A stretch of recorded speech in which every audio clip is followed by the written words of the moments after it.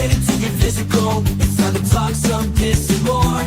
We gonna talk about it all. DVD, CD, UHD, VHS, books, Blu-ray. Who knows, maybe you'll even see a laser disc today. Let's get physical. We wanna talk some physical media. Movies and TV, music and more. Come check out what we have in store. This is a media house dream. It's time for some physical media on Fanzine.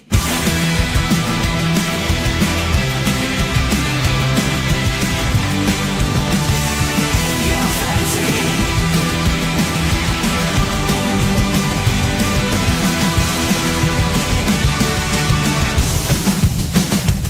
Yeah, Fanzine. You can never have too much physical media. Welcome to the Physical Media Show. Brought to you by Midnight's Edge After Dark, normally seen on Fanzine's channel. That's right, but Greg is dealing with some personal life BS right now. I don't know how much he wants me to say, but we'll give him a chance to either come in and say it, or he'll let me know here in the meantime. Hopefully he might pop in, though. But don't adjust your dial. That's right, you are on Midnight's Edge After Dark, but do check out Greg's channel if you haven't already. If you're somebody who's just popping in now and you happen to like the show, check out Fanzine's channel because he does this every Wednesday night at this time. So yes, hello everybody out there. We have Runner with us tonight. How you doing, Runner? I'm doing the best I can. That's good to hear. We have Rookie coming in via satellite phone. Oh, yeah, doing excellent, man. Yeah, my microphone and camera did not work, so we're going old school on the phone. Yeah, so do make sure you tell us what you're holding up and we can't see. Yeah, I will have the camera ready. Sounds good. So, as we normally start out on the show, we have announcements, and we had a few. We've got, let's see here. This Is My Father coming from Sony, Napoleon's Grand Vision, the 1927 film coming to 4K Blu-ray. We've got, let's see here. Where'd it go? I had it here. I know 88 Films just announced a big box set for the Demonic Toys and Toyman set. So that looked interesting. We're getting the 87 version of Rampage, not to be confused with the Rock film in 4K Blu-ray from Kino.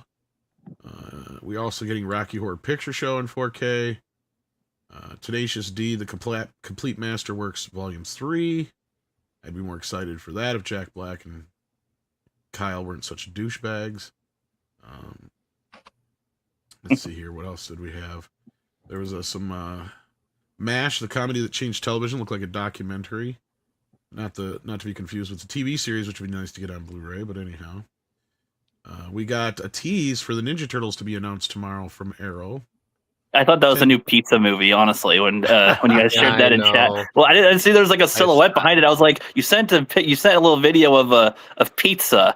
I'm like, is there like a movie from Arrow film or like, and then oh Ninja Turtles. That tells you how much I know about Ninja Turtles.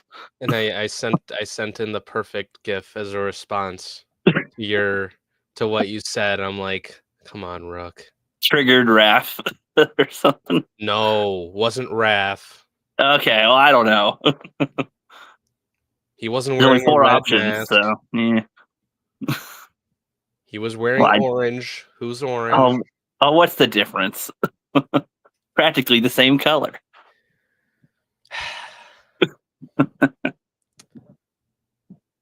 Indeed. 1 out of 4. That's okay. I think you just triggered both Tom and I. I know, it's like I can like hear him like rising in anger. Actually, it's a good thing I was muted. I was calling you all sorts of names. I wish some of those clipped in, like you cocksucker. You know. Don't ever say something like "What's the difference?" Because that's it'll make a big mistake. I'm wondering what the chat's thinking when I do that. It makes a big rookie mistake is what they're thinking. Yes. Well, we're getting the documentary "You're So Cool, Brewster," the story of Fright Night on Blu-ray. Now, I don't know if this is an extra long version than the one we already got. I'd have to check into that. That could be because I think there is a longer version of that. But And that probably is it, because I think it's like 3 hours long. Daybreakers and Devil's Rejects is coming to 4K from Lionsgate. Along with Meatballs, which we've announced before, but we got a date now for September 16th. What's it called? Meatballs? Meatballs. You never seen Meatballs with Bill Murray? Meatballs. I assumed you're like referencing like Cloudy with a Chance of Meatballs or something. No. Meatballs. No, Meatballs with Bill Murray. Yeah, I've never at all. Matter. You know who Ivan Reitman is? Is he like that Russian buff guy that's in things or something? Yes. That's like, if he dies. That guy? No. Oh my God. That was kidding. No, I'm kidding. But I don't know who that is. No, not Ivan Drago. That's you know who Ivan. You could have continued to just let him think that Dolph Lundgren was him. And that's fine. Well, okay, that's who I was thinking you're talking about, but no, I have no idea. No idea. He said he was kidding either way, so it wouldn't have mattered. No, he's the guy that directed Ghostbusters. Okay. Meatballs. I thought that was Paul Feig. Okay, let's move on. Yeah, too bad Rookie had to go back to his home planet. Yeah. Mm-hmm. Yeah. Anyway, no, Paul Feig did the remake, as you know. Of course. Mm-hmm. All right. Anyhow, yeah, Little House on the Prairie is finally coming to Blu-ray, and that's a big ass set, 45 discs. So yeah, so we're kind of looking. Hold on. Double Fett in the chat says Ivan. He's the bad guy in Power Rangers. It's like Ivan Ooze, that guy. Oh, for God's sake! I'll recognize him from that. Yeah, sure.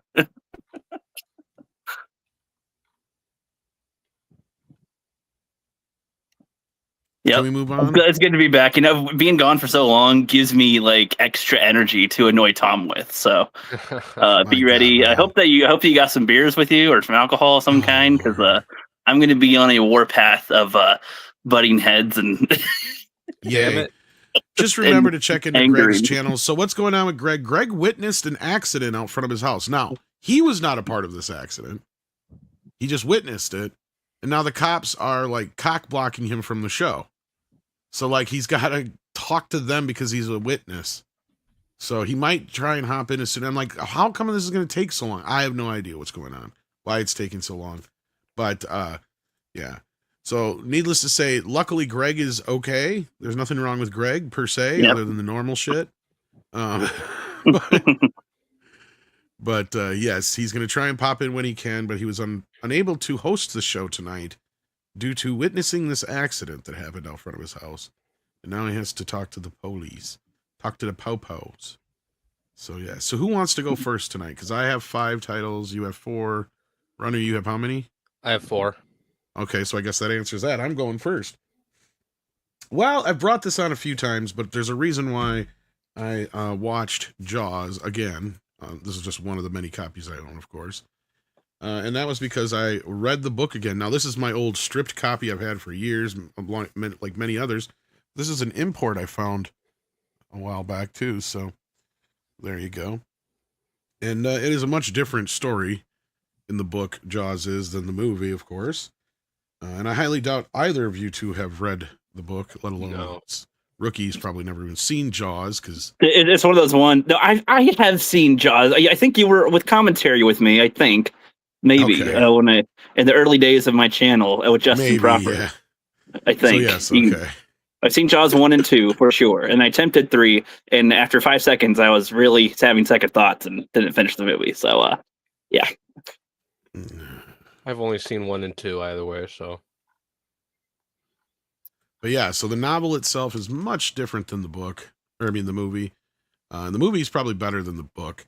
But this time I was reading the book, or listening to the audiobook, so I cheated, shut up. I was thinking, I'm not somebody who likes remakes. I don't think they should remake Jaws in any way, shape, or form. No. As far as a movie. But I might not say no to like an Amity PD series, right? Like where you're looking at like a 4 or 5 season show where Jaws would land in like season 2, Jaws 2 would land in like season 4.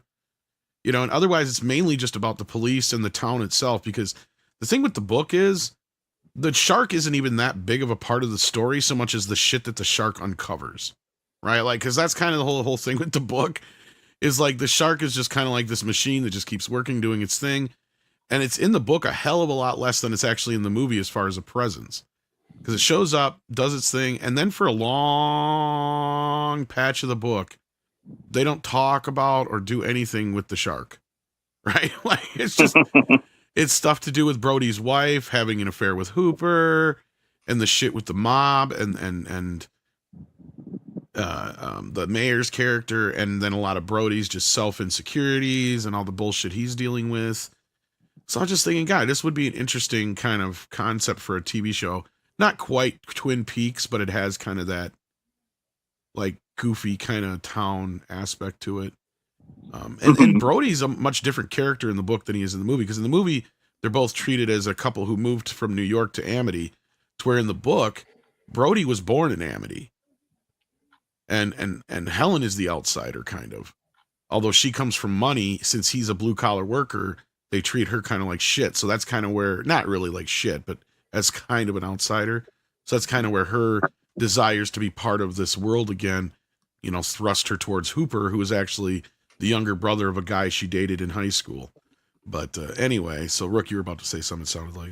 I was gonna say, yeah. So does the in the book, is because you said there's like a long period of time where the shark isn't a major component. Does it have like a cinematic ending with the shark somehow in the story, or is it just like, no, there's a shark around? It's no. The ending is mostly character climactic.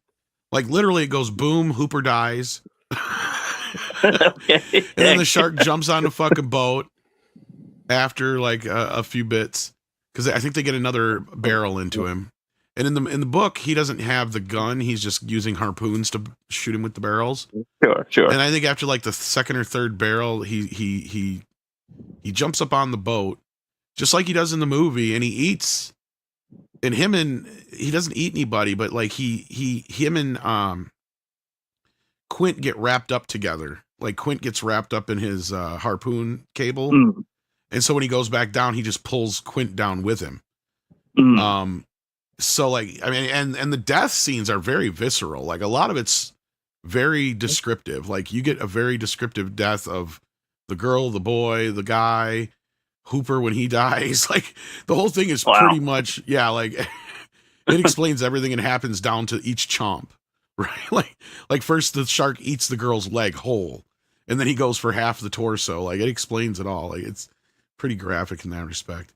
It's much more of a, I wouldn't say mean-spirited, but it has a much darker edge to it than the movie does.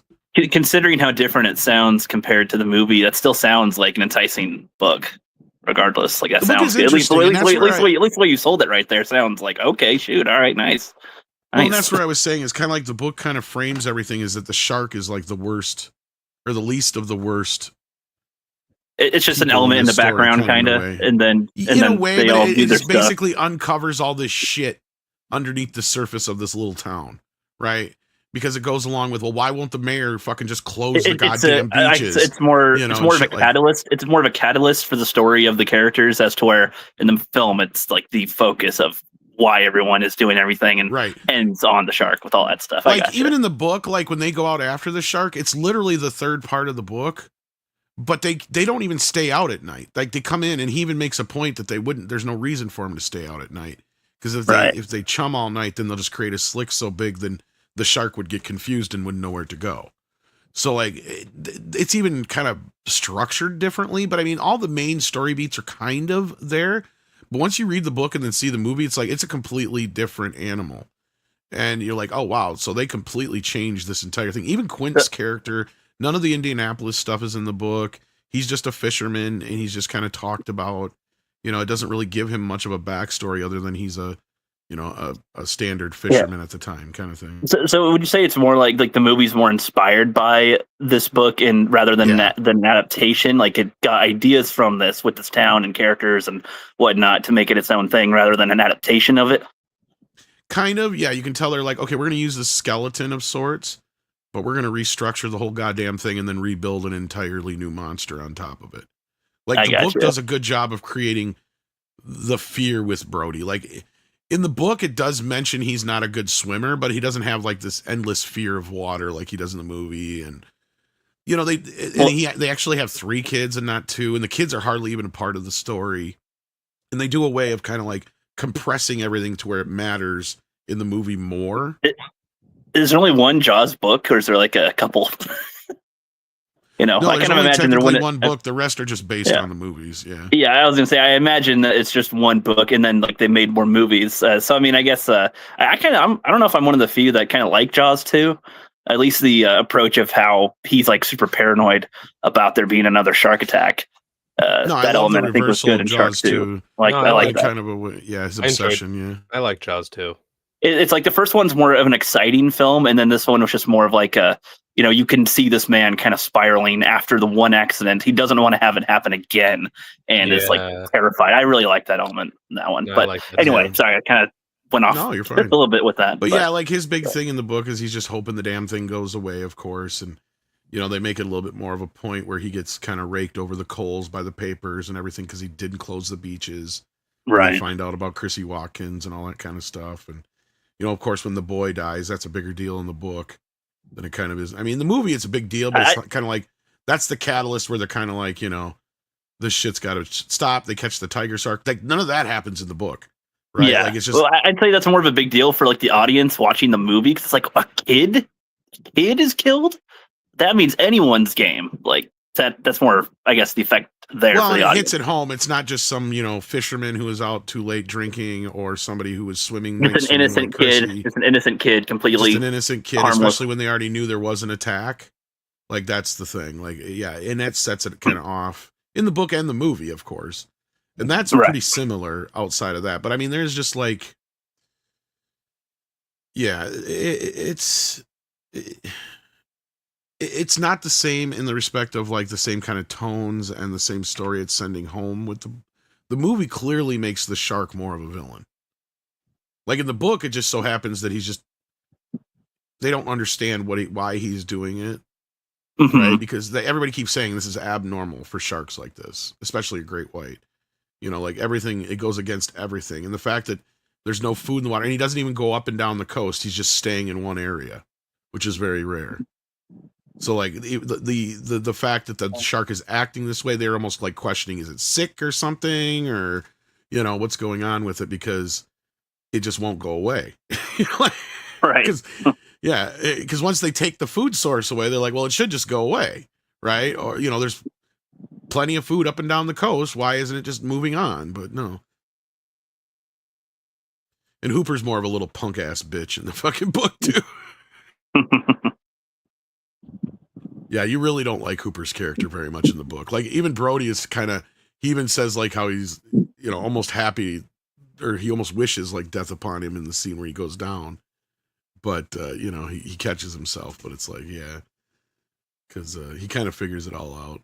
He is a detective, kind of. So, no, I enjoyed it. I was glad I revisited it. And I think it could be interesting if they did like a series, but that'd be the only way I'd want to see any kind of revival of Jaws in any way, shape, or form.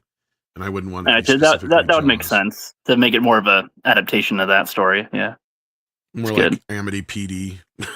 Yeah. But anyhow, what do you got first, Rook? What's your first pick?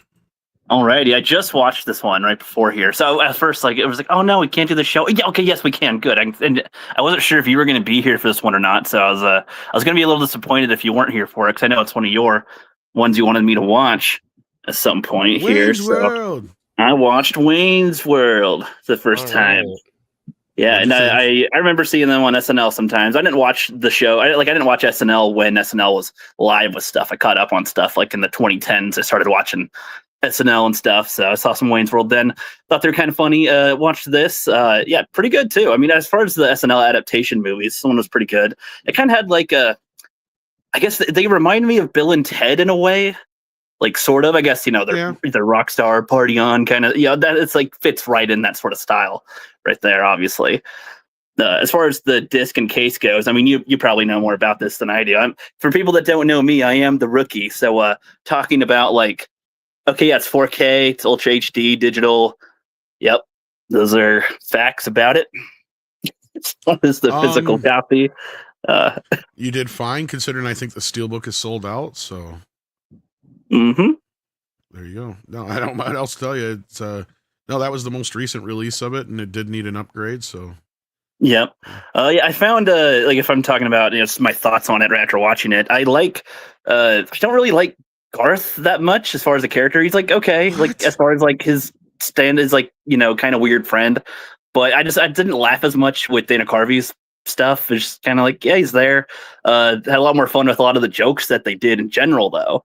With it, of course, like the jokes with product placement and the captions or like the captions coming up when they're speaking different language and whatnot.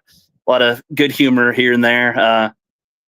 Yeah, I like it for the most part. Yeah, I don't know Dana Carvey. I don't know. I haven't seen enough Dana Carvey to really get him. I guess because I'm watching him. It's like, yeah, he's kind of just around. Didn't really. Nothing he did really made me laugh, but I don't know. Could be hot take on that. I don't know, but no, good story considering it's like adapted from one of their skits. Though again, they think they did a pretty good job making it the story, having somebody try to just easily take over their idea and try to make it more corporatized. I love when they get to the studio and they're doing the thing. They're like, welcome to Wayne's World, and brought to you by the sponsor, blah blah blah, and they're like, party on, and but they're like, what the hell? Like, we're supposed to do that. Like, you can't, you make it more boring by not letting them do any of the energy that they're supposed to give. It is one of those weird logic loops too, of like a studio. It's one of those weird logic things with like studios where they're like, yeah, let's obtain that entity and we'll make it our own and then we'll control it and then it'll be good. But it's like, but now you've made it worse because you've taken control and changed it. So not the best idea, but we fear change. Oh yeah. But yeah, no, I liked it overall. Yeah, it's one of those ones too. I guess when they're in the car and they're singing, there's a good vibe. There's good vibes with it, especially around that point. Watching it, and I was like, yeah, it just feels kind of good in a way. And they're like looking at old commercials on the TV, the Chia Pet, the old stuff. It's one of those films that kind of ingrains you a bit. Really good at ingraining you in its time period. So those are my thoughts on that one. Yeah. Well, glad to hear you liked it, Rook. I guess you don't get a bad mark for that one. Good to hear. Runner, anything to say about Wayne's World? I haven't seen it in a while. I mean, I pretty sure I watched it for the first time when I got the 4K. But I got the Steelbook, which is a pretty nice Steelbook. But no, I have an appreciation for the movie considering it takes place pretty close to where I live, so which is really nice. But yeah, it's a good movie. I like it. All right. Well, with that, Rook, do you have what's your first pick then? You mean Runner? Or Runner, yes. Oh, me. the other Rook. The other Rook. I know we look alike and we're pretty similar and whatnot, but no. It's the other Rook. Yeah, we totally look alike. Exactly alike. No. But I watched this one yesterday for the first time, and I couldn't get my hands on a Blu-ray for like a while because it's a Fox title. So Disney owns this, sadly. But it's a earlier Robert Zemeckis film, and that is Romancing the Stone. Oh, yes. Yes. It's a fun flick. I like it. Yeah, it isn't bad. Yeah, like it's weird. Like for me, it kind of I feel like this is one of those movies I probably would have appreciated a lot more if I saw when I was younger, back when like I was introduced to like the Back to the Futures, because I saw those when I was in like middle school. So that's why I like really resonated with those. But like this one, like it starts kind of getting going for me more so with the last half. Like the first half's fine. It's just it goes a little too slow where I'm like, okay, like I really want things to kind of wrap up, but no, this is a good movie. It's fun. Great cast as well. Michael Douglas, Kathleen Turner, Danny DeVito. Danny DeVito's hilarious, of course. Yeah, I don't know what else much to say. What's it about? It's about So Kathleen Turner plays like an author. She writes like stories, and she gets wrapped up into this whole scenario where they're like hunting. Well, it's kind of weird. It's like they're trying to find this like green like jewel, and Michael Douglas comes along with her and tries to find like there's like it's like a whole treasure hunt movie. It's one of those Rook, where they're like trying to find the treasure, and there's other people trying to get to it, that kind of thing. Not to spoil too much of what happens in the third act, but my favorite scene is when somebody gets their hand bitten off by an animal. Okay. that was probably my favorite part that I actually kind of like chuckled at, because I kind of knew it was coming, and I was happy it happened. Oh yeah, her sister gets kidnapped. Why did I forget that? I don't know. I didn't think about the sister too much. That's probably why. But yeah, her sister gets kidnapped, and she's got to like try to help her out, and there's a lot of like obstacles that kind of come in the way. So, it's one of those movies where it's like you have a goal, you try to achieve that, and all that sort of stuff, but you got to like go through all these trials in order to do that. She writes like romance novels that are like very like Harlequin novels, like so like the heaving bosom, type shit. You know what I mean? Like the stuff that what's his face, Fabio used to be on the cover of. Do you know what we're talking about, Rook? Maybe. Yeah. Like the type of shit your mom probably used to read or something. You know what I mean? Like those smutty romance novels. She writes like that shit. And so she's basically living out her fantasy is kind of what the movie is. I gotcha. I mean, when Runner says, yeah, she gets kidnapped and they're going on an adventure and they're looking for treasure or something, like, yeah, sure. Like that goes along with, yeah, of course. Like, yeah. Okay. So then, yeah, so they're looking for kryptonite? Kind of looks like kryptonite. Yeah. It's kind of almost like secret plot to kill Superman. Yeah, sure. But and like when the Michael Douglas character meets up with Kathleen Turner's character, it's like they don't completely get along too well, but you can kind of see the cracks of like, oh, like, they're gonna be like love interests and all that sort of stuff. I mean, you kind of knew that beforehand, like the audience wise, but like, yeah. So there's that whole kind of dynamic, and then they just try to survive and try to get the treasure because, yeah, like she just wants to save her sister from being kidnapped. And there's like, it's like weird. There's like two different like parties involved in this movie as well. If you red team and blue team, yeah, kind of, because both the red team and the blue team kind of meet up with each other, and like sort of like by the end of the movie, when she's like about to like save her sister and all that. But yeah, it's a fun movie. I recommend you watch it, Rook. Okie dokie, we shall see. What was it called again? You said something with the stone? Romancing the Stone. Oh, Romancing the Stone. Okay, I got you. Yes. Romancing the Stone. Yeah, Michael Douglas, who you may know as Hank Pym in Ant-Man. I mean, that's not what I would go to. I mean, give me a little credit here, okay? Like, I'm sorry. Okay, what else? Don't use Marvel as my reference point for characters. Right? Wait, no. The sequel's Jewel of the Nile. Yeah. What? Yeah, you didn't know that? No, this is the first time hearing of this. Yeah, Jewel of the Nile. Let me look this up right now. What the fuck?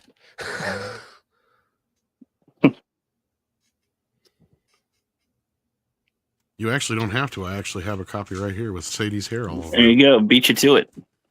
Oh, Jewel of the Nile. There you go. The going gets tough. Tough, get going. Boom, boom, boom. And even Danny DeVito comes back. holy shit! Same cast and everything. Yeah, what the fuck? Yeah, you see, it is a secret plot to kill Superman. And Danny DeVito's in it. He's trying to get a one up on Superman. I just want the jewel.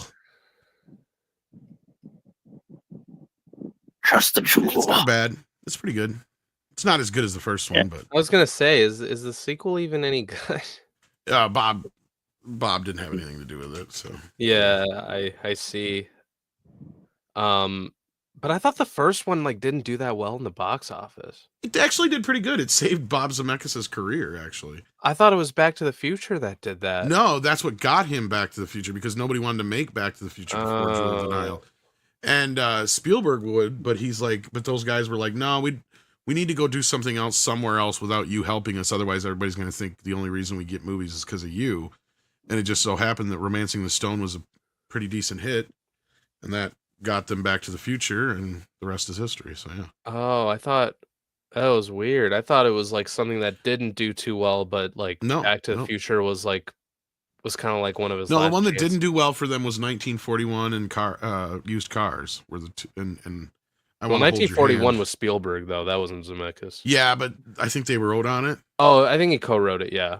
Yeah, With, so like between Bob that, Dylan. I Want to Hold Your Hand, and yeah, I Want to Hold Your Hand, yeah. Used Cars, yeah.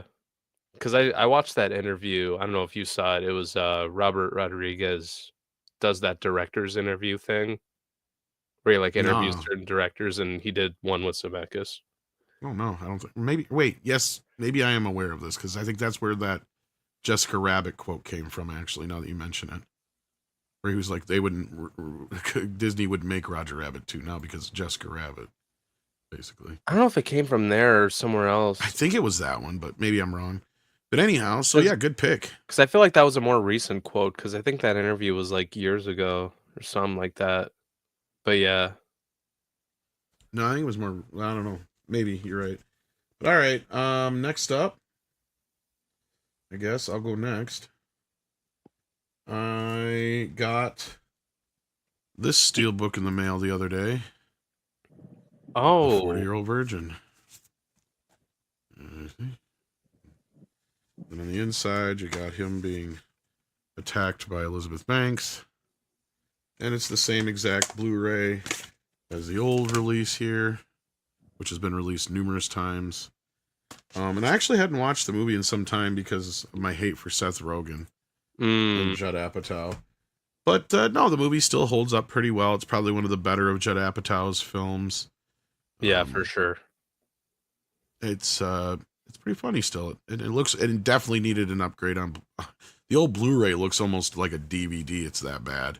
It has DNR like a motherfucker. So this scan is a breath of fresh air for the movie needed.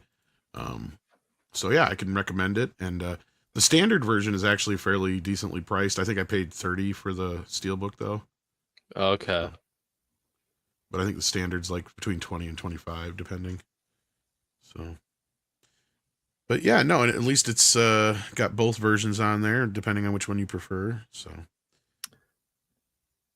I think it's kind of funny how back then, 40-year-old virgin was probably like that. That was probably a rarity compared to most of society. Like being 40 years old and not having had sex once, like probably a rarity. As to where nowadays, would you say it's probably more likely that like a good portion of people have not had sex at 40? I don't know. I think it really depends. I mean, the dating world is kind of it's changed. Maybe because of woke, yes, but at that time, like that was the gimmick. Was like, yeah, a 40-year-old virgin was a rarity. Because it's like nowadays there's easier access to stuff, and like a lot of people are horned up. There's also like I feel like in a way a lot more people that are just not at all. They're like, nope, just sitting around and not going to do anything. And it's like, okay, yeah, you're almost 40. Yeah, well. At least it's like I don't know. I just wonder like the difference of society compared to then, or if they were to make a movie like that today, especially if people aren't aware of that movie, like what that would even be. Would that even get that much of a response? I mean, I don't know. I think we'll have to see. Well, I mean, if somebody made one, sure, yeah. Yeah, well, I mean, if there's like a semi-sequel or something to this that somebody makes, I don't know. I doubt it, but I doubt it too. I think Rookie's trying to tell us that he's a 40-year-old virgin. Not at all, my friend. But I'm just saying that you can see like a lot of people's attitudes So today. do boobs Like, are people feel like that are people that sandbags? come that are people that come from like, they'll have opinions on everything without having kids or something. They'll comment on everything without having experience with whatever. And it's like, yeah, I mean, I don't know. Nowadays, people do seem more incentivized to screech about stuff rather than, get down to business here. Well, I With some mean, the women. movie is kind of about some of that shit. Like, I mean, the beauty of it is how it sets up Steve Carell's character as this guy you can actually believe would be a 40-year-old virgin or wasn't able to, get it done without being like a Mormon or some, religious reason, right? Like, it's just Yeah. pure, like, he's just this kind of guy that he's a nerd and it's foreign to him. And every experience he's had with it has been horrible. And so you can kind of see this scenario actually playing out in reality and the reaction that everybody has. Like, I think the reaction most people would have would be the same. Like, I mean, because everybody's just trying to help him, right? Like, trying to help him get laid. Yeah. But the funny part about the movie is once you watch it, the only one who's right is Seth Rogen's character, right? Like, that's the funny thing. Like, if you watch the movie, I'm sure it's set up that way because he's one of the writers, but like, the both the other friends, like Paul Rudd and the other guy, are both wrong, like about everything. The only one who's ever right is Seth Rogen, and it's just kind of funny because he's like the least likely to be right in the film, Right. So like Right. that, it's just a whole the idea of how relationships work, and like I like the gimmick of how, um, Catherine Keener's character is all about, she's a grandmother already. And when they get on the topic of sex, it's like, well, why not make it 5 dates before we have sex? Well, shit, while we're at it, why not we do 10, 20 or 40, like this whole thing, where they're like up in the ante, and for him, it's no big deal because it's just facilitating his ability to not have to perform to her, she's thinking that this guy is not like an average guy. And I just love how it just steamrolls and snowballs into this whole thing by the end of the film. And it is Judd Apatow's best film. Maybe because he had Steve writing it with him, but it was Steve's inspiration from the start, right? Like he said, the whole idea came up over a poker game where he was thinking, like, wouldn't it be funny if these guys were all having like locker room talk? And I mean, you could tell it kind of started out as like an SNL skit probably in his head, right? Or like this one guy, you can clearly tell he's a virgin and everybody keeps testing him. He's like, that's where the sandbag thing came from and all that kind of business.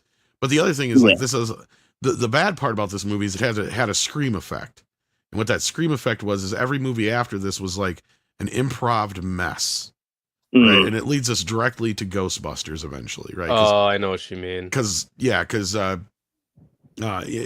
Paul Feig is one of Judd Apatow's people. Like they both co-create Freaks and Geeks together. That's right. So like, so they're from the same fucking school. So that like that whole thing, this whole idea of you can make comedies more than 2 hours, and there's this the endless fucking improv sessions and shit like that. It works to a point in this movie, but after this, like Knocked Up is almost unwatchable. Fucking Funny People's a fucking mess. And I mean, other movies that Apatow has produced or wrote on are also kind of similar. The only one that doesn't suffer from the same problems is probably Superbad. Yeah. But yeah. And like, and even that's a lot of improvised shit, actually. But you actually have talented people behind that. I was gonna say, like, yeah. And what else? Like, I'm trying to look because that was a movie that he like produced. Yeah, he didn't direct it. He didn't direct produced it. Yeah, and he also produced what else? Talladega Nights. Yeah, that kind of shit I wouldn't count. Forgetting Sarah Marshall. Pineapple Express. Sarah Marshall's probably one of the only ones that kind of falls similar to his style. Yeah, for sure. But Talladega Nights, that's clearly a Will Ferrell movie. Shit like that. And like Funny People I saw once and I thought like I liked the concept, but I was just like, this movie's too damn fucking long. It's half of a good movie and then the second half is garbage. I agree.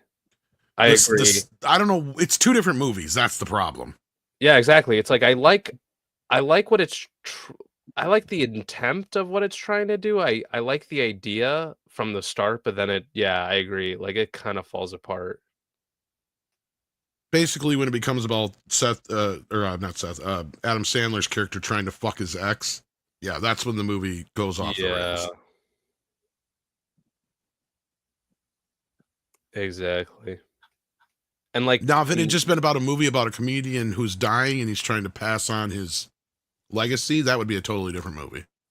Yeah, because like, what is it? I had this conversation with one of my friends from college about the movie. In particular, we both like agreed. We were like, yeah, Jonah Hill's like the best part of the fucking movie. He's in it for like not even 5 minutes. Yeah.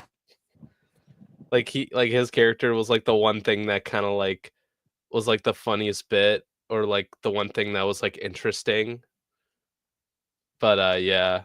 So it's stuff like that where it's like, yeah, kind of, I agree, had like a bad effect going for it later on. Well, and it's just funny because like you got people like Judd Apatow saying, comedy's dead and we don't know why and blah, blah, blah. It's like, yeah, you motherfucking killed it. That's why. You and your woke ass bullshit after that. Like, that's the other problem. But, yeah. Anyhow, so yes, I can recommend 40-Year-Old Virgin if you enjoyed it and are a fan. It did need an upgrade and it got a good one. So, all right, who's next? Where did we leave off here? That'll be back to me. Ricky. Over here, yep. So, got this one a little while ago. And gave Now this a that's watch. a fucking movie. It is a fucking movie, isn't it? So this is what's funny. This is the first time I've seen Joe Pesci like be like an actual gangster character. Because I've seen him in like Lethal Weapon. I've seen him in like Lethal Weapon and Home Alone. You never and seen stuff. Goodfellas? You never seen Goodfellas? No. Oh no, this is kind of like connected to Goodfellas, not in a sequel kind of way, but it's part of like this set of movies that Scorsese does where the main character is like telling a story. Yeah. Kind of thing. Mm-hmm. Which honestly, I really liked that type of style too. Watching this, the way that they're like talking about stuff while they're going throughout the movie. I don't know if I've probably seen some movies that have a style kind of like that. I mean, I guess like The Sandlot, like he narrates a bit. Christmas Story, they narrate a little bit, but in this one, they narrate throughout like the whole movie and like have them do certain stuff in the movie too. But I really liked the style. This was one of those movies where I didn't know what to expect from it. Honestly, I didn't know what the plot would be. Didn't really hear too much about this other than the actors that are in it. Based on a true story, by the way. And I just was engaged the whole time. The whole time I'm watching. Yeah, it's based on a true story. Okay. They just changed all the names of the people. Yeah. Yeah. The whole time I was watching, I'm just like glued to the screen, like because like the way they're talking and they're visually showing stuff. It was like done in a very engaging way. I don't know. I was one of those ones where I'm like, I don't want to look away. And it's like 20 minutes in and I'm like, I don't even know. It feels like we're still warming up the movie, but right. I don't care. Like it's still going good. And welcome to Scorsese, my friend. Like, after seeing this, I can understand a little bit more of his comment about like Marvel Roller Coaster. Yes. A little bit. Like, okay, I see your game. Okay, this is really, really good. Like this made me. I'd never been to a casino, and I'm like, damn, this it's amazing. Looks so fun, like and cool. Like, cause if you're a man, you gotta go. You gotta go to a casino.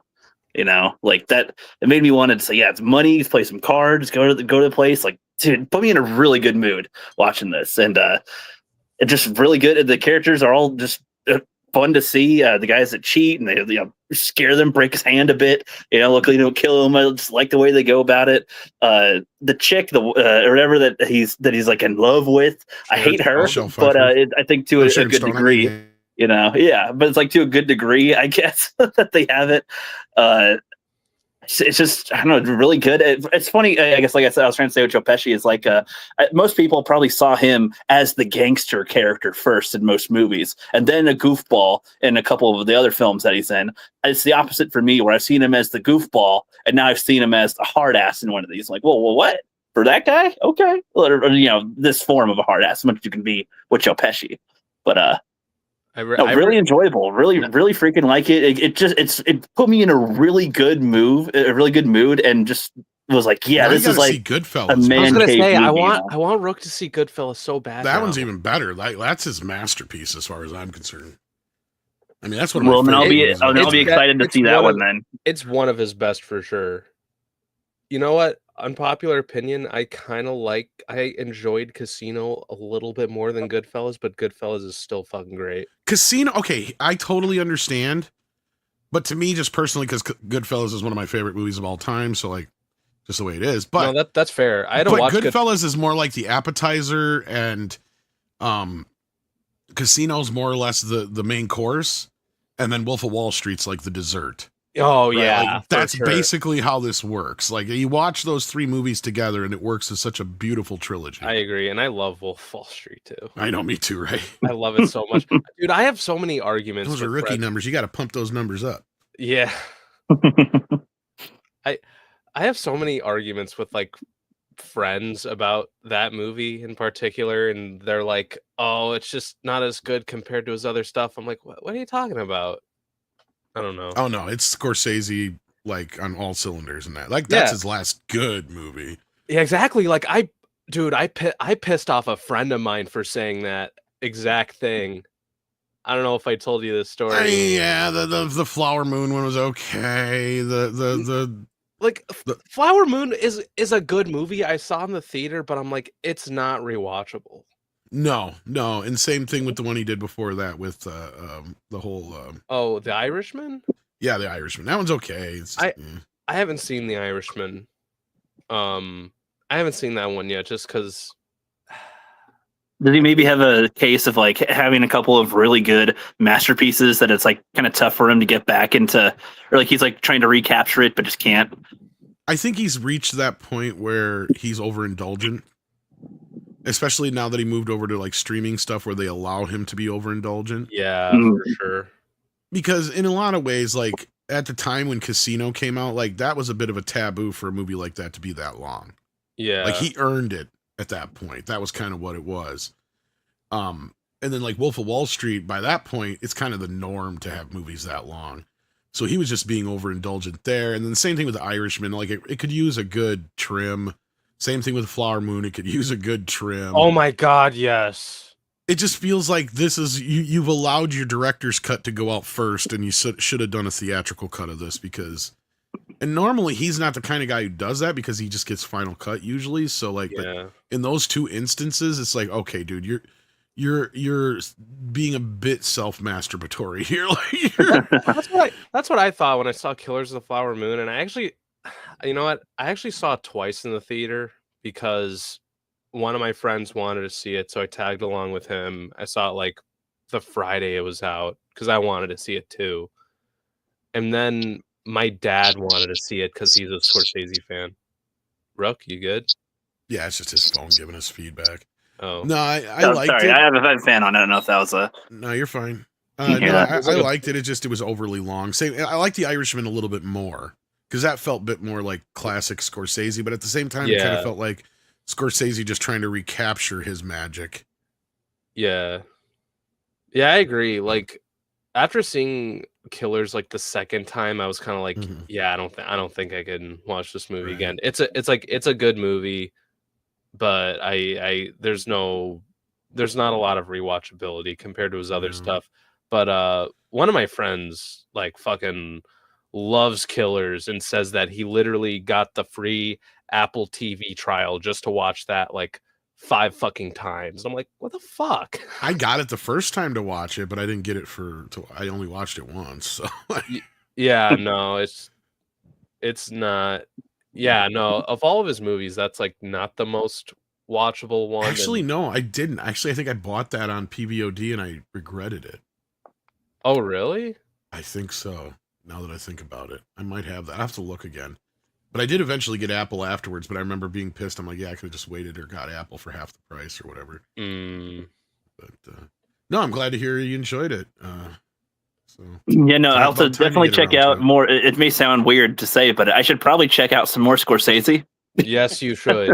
Like, you kind of started in a decent place. Like I would usually say like Goodfellas is a good place to start with him because then you can go either direction because some of his older stuff is a little more hardcore and his newer stuff as you get along is a little bit more like just you could tell where there's like a turn in his career like and Goodfellas is kind of it.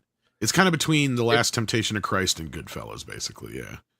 There's this like I mean, there's the whole, period between like Scorsese and De Niro's big partnership, and then you kind of switch over to Scorsese and DiCaprio. Yeah, Leo DiCaprio's partnership, and that's a whole other generation.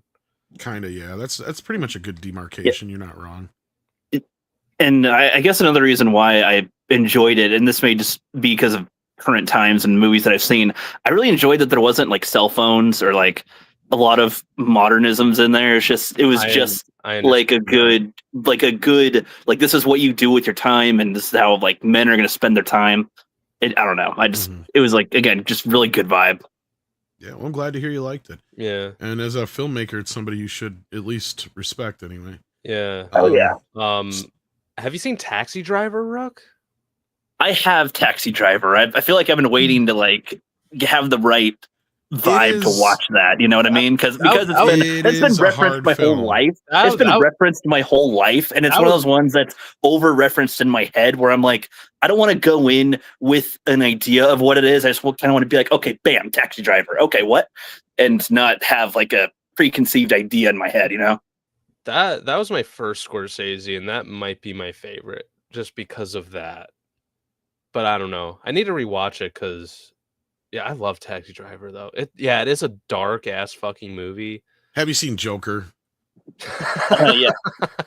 Then you've kind of seen Taxi Driver already. But I do have Taxi Driver, so there you go. There you go. So it's not like I won't watch it. It is a much harsher, harder watch. Like you're not going to feel good after watching it. No, but I love it for that reason.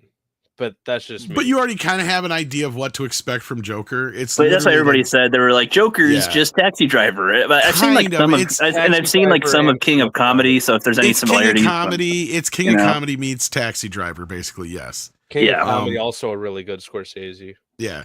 And then, of course, you got Raging Bull and all that kind of business too. But Last Temptation of Christ, Goodfellas, haven't seen that or that. Casino. To me, that's like his hot spot. That's where he was really hitting his groove with the films. Like he's just knocking them out. I haven't seen Last Temptation of Christ yet. Oh, it's good. I've heard it's good. I mean, if you're somebody who's extremally religious, I can see you having some issues with it, but compared to some other stuff we've gotten since. I might make it a goal to, like, before the end of the year, knock out a bunch of these Scorsese films. I'll pick it. I want to do ones that you guys recommend because I don't want to just watch one that is like, oh, that happened to be one of his lesser ones. You know what I mean? It's just like, oh, you watched the bad one. He's not perfect. I mean, he does have some, I wouldn't call them stinkers, but like New York is one I've never seen, but I've heard it's not very good. But now Mean Streets, you can kind of see like early Scorsese. Good one, yeah. Like you really kind of see him cutting his teeth in that film really well. And like, as you go along, like his movies get better. And then they kind of start to fall off is all. But I mean, Wolf of Wall Street, and once you get to that one, I think you'll like that. I've seen Wolf of Wall Street. Have you seen The Departed? Oh God, yes, that's one of his. No, I haven't seen The Departed. I don't think. A good one. No, I need to rewatch Wolf of Wall Street because I watched it. Like that a lot, I think, after you saw this, because it's like that. It's a lot like this film in tone, but it's a lot faster. Yeah, like it's very quick paced. Extremely quick paced. No, very, very much so. DiCaprio's in it. Matt Damon, Marky Mark, Jack Nicholson, of course. Jack Nicholson, yes. Alec Baldwin, the murderer. Spoilers. Oh no! I know. He is a murderer. I know. I know what you're doing. I know. Yeah, I was gonna. I don't even know if he shoots anybody in the movie. To be honest with you, which is funny, but like, yeah. Who knows? And one Scorsese that I watched. What was it in like June? Because my dad has been like banging my head to see it for so long. Was The Aviator? That was not one of my favorites of his. I actually liked it. I got to rewatch it though. It's been years, and I think I was expecting something. I liked it. I liked it quite a bit, and I told my dad, I'm like, I could see why you really like this movie. Because I actually kind of. I'll have to rewatch it. It's been a while. It's pretty good. Well, Tornadoes, what's going on is we're actually having Physical Media Talk, which is normally on Greg's channel on Fanzine, which is the links right here if you want to check that out. I suggest it. Every Wednesday at night, we do it at this time, but Greg is dealing with some shit right now, so we're doing it here. Hopefully he'll pop in here in a little bit. Yeah. But I mean, yeah, if it helps, if it helps for like frame for people too. Like Runner is like literally like learning film education right now to be a filmmaker. I'm like a backyard filmmaker. I'm like learning here and there. I've got into film later in my life, so I'm not quick on the ball. And I still, even after these years, I've seen like over 200 good movies. I'm still like way behind on everything I need to see. So still so many I haven't. And when he says backyard director, he means it literally. Yes. Yeah. Like 90% of his films have been shot in the backyard. Pretty much. Yeah. No, actually, do you still have all those up on your channel yet? Oh, I do, and I just finished filming another thing with a coworker actually, and I'm working with a few other people on it still. It's the same one I've been working on for a while, but it's been kind of on hold for like 4 months. But I'm hoping to get that done before the end of the year, and that'll be fun to show. All right, it'll be fun to show. You'll see a lot of improvements from the last one, so that'll be good. Unless there was anything more to say about Casino and Martin Scorsese. No, that's about it. Again, I really freaking liked it. Really good movie. I'm gonna rewatch that one again because it put me in a good mood. That's a good one. Really good. Also, The Color of Money is a good Scorsese movie. Oh God, yeah. It's actually a sequel to The Hustler, but yeah. Yeah, I think I've literally only seen like 2 Scorsese movies because I don't really know half these movies. Seen The Hustler. It's just kind of I haven't seen The Hustler. You don't need to, but it is kind of cool to see it. I've seen Wolf of Wall Street and this. I don't think I've seen any other Scorsese film. All right. Let's get into these. We got some member chats and super chats real quick. Let's do those. We got Tim Hayes, who's been here for 46 months. Sorry, I can't bring it up on screen, but it's not in my reserve here. But we do have Captain Fandom Nerds, who's been a member for 46 months and says physical media all the way. Indeed. Jason Webster says, Tom, have you seen recently released Psycho Prospects Turtle Watch to commemorate Jaws 1970? No, I haven't. If you're on X or something, go ahead and tag me in it or DM it to me. I'd love to check it out. It's cool. Accident Seller sends in 50 Norwegian Krona to say why some movies never get 4K Blu-ray, even newer ones. Most of Jack Nichol's output only got 1080p Blu-ray. Sad since the cinematography in them is stunning. Do you mean Jack Nicholson? Because a few of his films have been released, but I mean it all depends on the director sometimes and who owns them. Oh no, I think Jeff Nichols is a director. Oh, Jeff Nichols. I thought he said Jack Nichols. Yeah, no. Jeff Nichols. Okay, well you would know that. See, that's why you're here. Yeah, no, Jeff Nichols. He's the guy who directed the Bike Riders movie with Austin Butler and Tom Hardy. Well, here's the thing, and that one has a 4K, but that's a new movie. Here's the thing, Accident Seller. The thing with newer films specifically is they're all shot on digital. So anything since like 2006, 7, 8, somewhere in that region, they started switching over to digital filmmaking. And since the post-production process is so memory heavy on a computer and needs a lot of data, they will cut a film in 2K. And not only that, if it's an effects heavy film, all the special effects are finished in 2K. So up until recent years, like just in recent years, have they finally been starting to finish movies in 4K from beginning to end. But it's only a handful of movies yet, unless they were shot on film, which in this last year, we've actually had an uptick in films shot on film. I know it sounds redundant because, yeah, movies technically not shot on film wouldn't technically be shot on film. So, yeah, they'd be on digital video. So, like, that's the big reason. So, a lot of them, there's just no reason to. They wouldn't look any better. They would look exactly the same. And somebody who knows something about this, because we talk about this on a weekly basis, is Greg. There he is. Welcome to the program, my friend. You didn't get arrested. No, but I am exhausted. I am so mentally exhausted, I should say. I'm sorry, man. Did they grill you? Did they think you did it? No. It's just, it was a really bad. They put that hot light in your face and like, we know you did it. No. Just admit it, kid. No, they know. But it was bad. Poor guy. He's alive though. He's alive. Well, thank God. Oh, that's good. Yes, yeah. I just kind of strange that they needed you for so long. But well, it was right here, literally right. It's hard to explain in the text, so I just said it in my right in front of my house. I live back a long lane, right? I live out in the country. There's like 3 houses here. They're all my family houses. We own them all. And so we're sitting outside, and this guy who rides this motorcycle up and down the road every day, and like every time around a certain night, back for us fast as can. He's riding it wipes out right at the end of our lane, skids across the ground, smoke goes up, jump up, start running up the lane, calling the cops. Cops come, ambulance. Yeah, it would have been fine if it was just our local cops, which did show up, but then the state highway patrol showed up, and that's the ones you guys had to talk to. So I had to wait and see with all that crap. And then on top of that, I have 2 kids whose first day of school is tomorrow. So try to get them to go to bed. Those some good stories. So try to get them to go to bed on time because they have to be up at 6 o'clock in the morning. So, oh man. Those some good stories, at least. I remember those days. So yeah, so I don't know if I'll stay the whole time, guys, but I wanted to at least pop on the show 1 or 2. Well, I think you and I have a same title, at least for one of them. Yes. But I think it was actually Runner's turn real quick. I don't know what he has, but go ahead and reveal your next one, Runner, and then we'll go to you, Greg. Okay, my next one. I watched this. I watched this late last night. It's like the perfect movie to watch at night, and I watched this because of all the hype surrounding Debbie Does Dallas. Oh my fucking god! I wish the cops fucking arrested you. Damn it! One of these days, he's actually going to bring Debbie Does Dallas on. Yeah, I can't wait till that day. What if I actually watch that first? You probably will. I don't even know what that is. I've seen it many a time. And you guys have explained it to me. I don't even remember. It's just literally a fucking porno.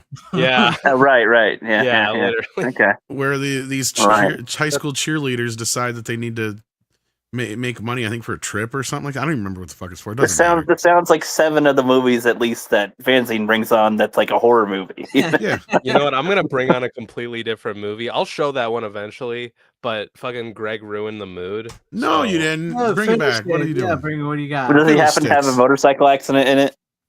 I'm gonna show a fun movie because the one I was about to show is not a fun movie to watch, but it's a great movie. This one I watched earlier today. I should have watched this during Christmas, but The Long Kiss Goodnight. Good one. Yeah, it's a fun movie. Shane Did you Black, go to Barnes and Nobles and get that, or did you get it when it first came out? No, I got it I actually got it during the Criterion sale, but it was like 30% off or whatever. Barnes and Noble had it, but I went to a Barnes and Noble earlier today, but like they didn't have jack shit for Arrow titles, sadly. Yeah, I'd order mine online. Yeah, because I think because the Arrow sale is like new and they're, they have a bunch of like Criterions, so I think that's kind of why. But yeah, so I didn't get this on the 50% off sale, but I should have waited until they did something like that. But I didn't, so yeah, this was around. But anyway, so you never seen it before, or is this the first time you've seen it? Yeah, no, this is the first time I've seen it. Oh wow. It wasn't super accessible, I don't think, and I don't remember it being in any streaming or any of that, or wherever. So yeah, but I bought it because I'm I've heard of it for a while, and I watched it on 4K, and it's a good movie. It is. It's one of Samuel L. Jackson's favorite movies that he's ever done. Really? Yes. Next to I'm assuming Pulp Fiction and all. I mean, I don't know. I believe that when Tom brought it on, he said something. It was Samuel L. Jackson has said this is by far the most favorite movie he's ever made, or that he's been a part of, or because it's so different than normally what he gets to play. That's fair. Yeah, that's fair. I mean, I really did like the whole. He's a hustler with a heart of gold. Yeah. Yeah. Yeah, because you let him chew that fucking controller. It's your own fault, Rook. No, I know. You were saying Runner. Yes, Runner. Yes. I like the concept of Gina Davis's character, having memory issues when she kind of has these 2 different personalities. One of them, I almost forget the name of, the one who is a mother to the daughter, and then the other is this assassin chick. That whole thing is really cool. There's, you get some of that Shane Black type dialogue in there, of course, having written by Shane Black. Yeah. And Christmas. And yeah, it's very, very Christmas. Of course. Shane Black likes Christmas. Shane Black loves Christmas. Do you know who Shane Black is, Rook? I gotta ask. Yeah, he's the guy that directed the Autism Predator or whatever. Yes. The Autism Predator? Is that what he just said? Yeah. You get a point for that one. You do get a point for that. That's hilarious. What else did he write and or direct? I have no idea. Shane Black, he wrote Lethal Weapon. Yeah. Really? Punched Up Predator. Yeah. The Kiss Kiss Bang Bang. Yeah, Kiss Kiss Bang Bang. The Nice Guy. I want to say, for some fucking reason, I want to say he wrote Last Action Hero. He did.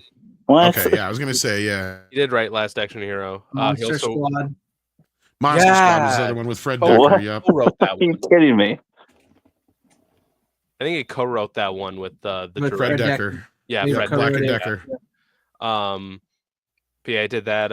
Have you seen The Nice Guys, Rook? With The Nice Guys was another one. Yep. yeah, I think so. That's with Ryan Gosling and is that I might be getting this mixed up. So I'm thinking of Aim for the Bushes. That's the other guys. Sorry, no. I don't know if I've seen The Nice Guys. No, I don't know. I'm thinking of the other guys. You need to watch The Nice Guys. Are you sure that's not a porno? Hey, you never know. Sam Jackson's in that one, so you never know. Like in terms of like Shane Black's more modern stuff, it's like Kiss Kiss Bang Bang and The Nice Guys are probably his best, but those are like, his more original stuff. But like, any of the IP shit, not so much. Like, I barely watched his Predator movie, and I thought Iron Man 3 sucked ass. So he wrote and directed Iron Man 3. I don't know if you knew that. Oh yeah, okay, yeah, I got you. I just didn't know all these ones were Shane Black. Yeah, because like Wow. you know how people will say like, oh, Iron Man 3 is a good Shane Black movie, but it's not a good Iron Man movie. That's very that's why people will say that, because the people who like Iron Man 3, It's kind of true. Well, it's weird because it's like I can think I'm remembering a few things on Iron Man 3 I like, but then if I think longer, I'm like, oh, the cringe is coming to form again. All the things that are ridiculous about that movie. So yeah, overall, that's You remember the movie? movie. You remember the movie Predator, the original Predator? Yeah, With Arnold yeah. Schwarzenegger? yeah, You know course. the little twit that's telling all the jokes? yes, That's Shane Black. yeah, that is Shane Black. That yeah. is Shane Black. The guy who goes like, Oh, I was going down on my girlfriend. Yep. And I said, why is your that pussy so big? that Why makes is your sense. pussy so big? And she said, why'd you say it twice? And I said, I didn't. Or whatever the joke is. Yeah. right? The I echo, was right? gonna Right. say, like, I always forget his character's name, but whenever the name I give him is dude who makes the pussy jokes in Predator. Like, Yeah. Well, that's what pretty I much say. what he is. He's there long Yeah, enough to make a literally. few jokes and get killed. Exactly. That's the That only makes reason he's sense. memorable, too, is that he gave himself all the jokes. Yeah. Yeah, for sure. Wow. See, and if my memory is correct, is he was brought on as an actor-writer, kind of like Carl Gottlieb was on Jaws. So they had an actor on set who could do punch-ups and write-ups for dialogue and stuff. And that's what he was kind of doing, was just doing punch-ups on dialogue. So he didn't actually write the story. What happens to directors that can make really good stuff and then make really bad stuff? Like when you think of a lot of the ones you guys listed, and then the Autism Predator, it's like, what happened? Or Iron Man 3. It's Well, what was Shane going on Black here? has kind of always been an outsider director. Like all the movies we mentioned, aside from the obvious, even like look at like Monster Squad was not a big hit. It was kind of an outsider film. Last Action That's Hero like a was creative, a huge bomb. small budget movie, though, and then Lethal Yeah. Weapon is kind of crazy, but he makes Lethal his Weapon- humor fit really well with that kind of humor, Well, that movie turned out the way it did mainly probably because of Richard Donner. Because Richard Donner saw in it that this needs to be this kind of a movie. And I don't know how much was changed between that and Shane Black's original script. But I'm sure a lot of the humor and the dark edge came from Shane, but Donner probably added a lot of the heart. Right? That's my guess. But then you go on from there, a lot of his other films, nothing ever hit. right? Like Kiss Kiss Bang Bang, all this other stuff. It just everything kind of just he was always a floundering director just like Fred Decker. Because then Decker went off from and did RoboCop 3 and a bunch of other shit that just kind of destroyed his career. And yes, and I don't even blame him for RoboCop 3 because he was kind of saddled with a shit script that had already been rewritten from the original concept and taken all the money, all of his money was taken away. He had nothing to really work with, you know, and he just hadn't had any luck since then either. So these guys, they started out hot as like the hot and up and coming thing because Monster Squad, as you said, was like this little movie, and it did garner them some, you know, praise and interest, and it did do well on video.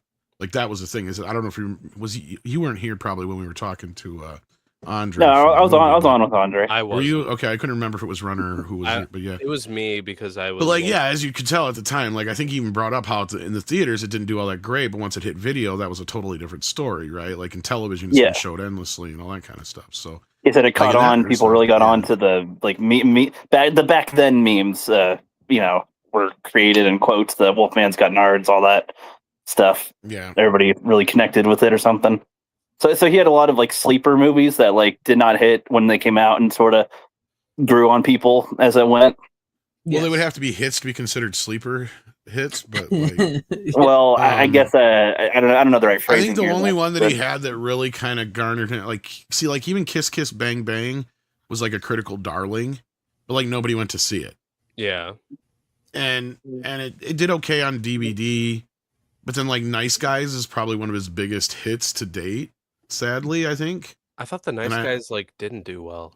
It didn't do that. I was just gonna say, and I don't even think that did that great. I mean, Iron Man 3 made $1 billion, but we know. Well, that's but that's built in. Nobody knows unless you bring it up. Nobody knows, right? Like it's kind of like that's what I said. Like we know why that made $1 billion. Exactly. Predators was one that he should have shined on, and I don't know what the fuck happened there. Like you're right, Rook. Like I really don't know what the fuck happened there. Well, it's like I guess I can make with Iron Man 3. It could make sense if he's like under the studio's like all these restrictions or whatever. It's like that was like one of the first post Avengers movies, right? And so it's like there's probably he probably could have had a lot. He could have wanted to go some direction and then had to go whatever direction they wanted him to, maybe. Well, I'm with Runner or whatever who said it that like it's a good Shane Black movie, but it's not a very good Iron Man 3. I can see that. That makes sense to me because I never hated Iron Man 3, but I understand why people don't like it. But anyhow, that being said, we've had Greg here and he's been quiet. So sorry. Yeah. No. Yeah. Going to Greg. Yes. What's your first pick so far you got tonight? Let's see. Let's start with this one. I have Repossessed with Leslie Nielsen, Linda Blair, and Ned Beatty from Kino Lorber. So it's just got just a trailer on it. So yeah, I watched this the other night. It's fun. I haven't seen that in a long time. It was a good movie. Does your mother sew socks that smell? Yeah, she gave me a little head. it's actually his little head.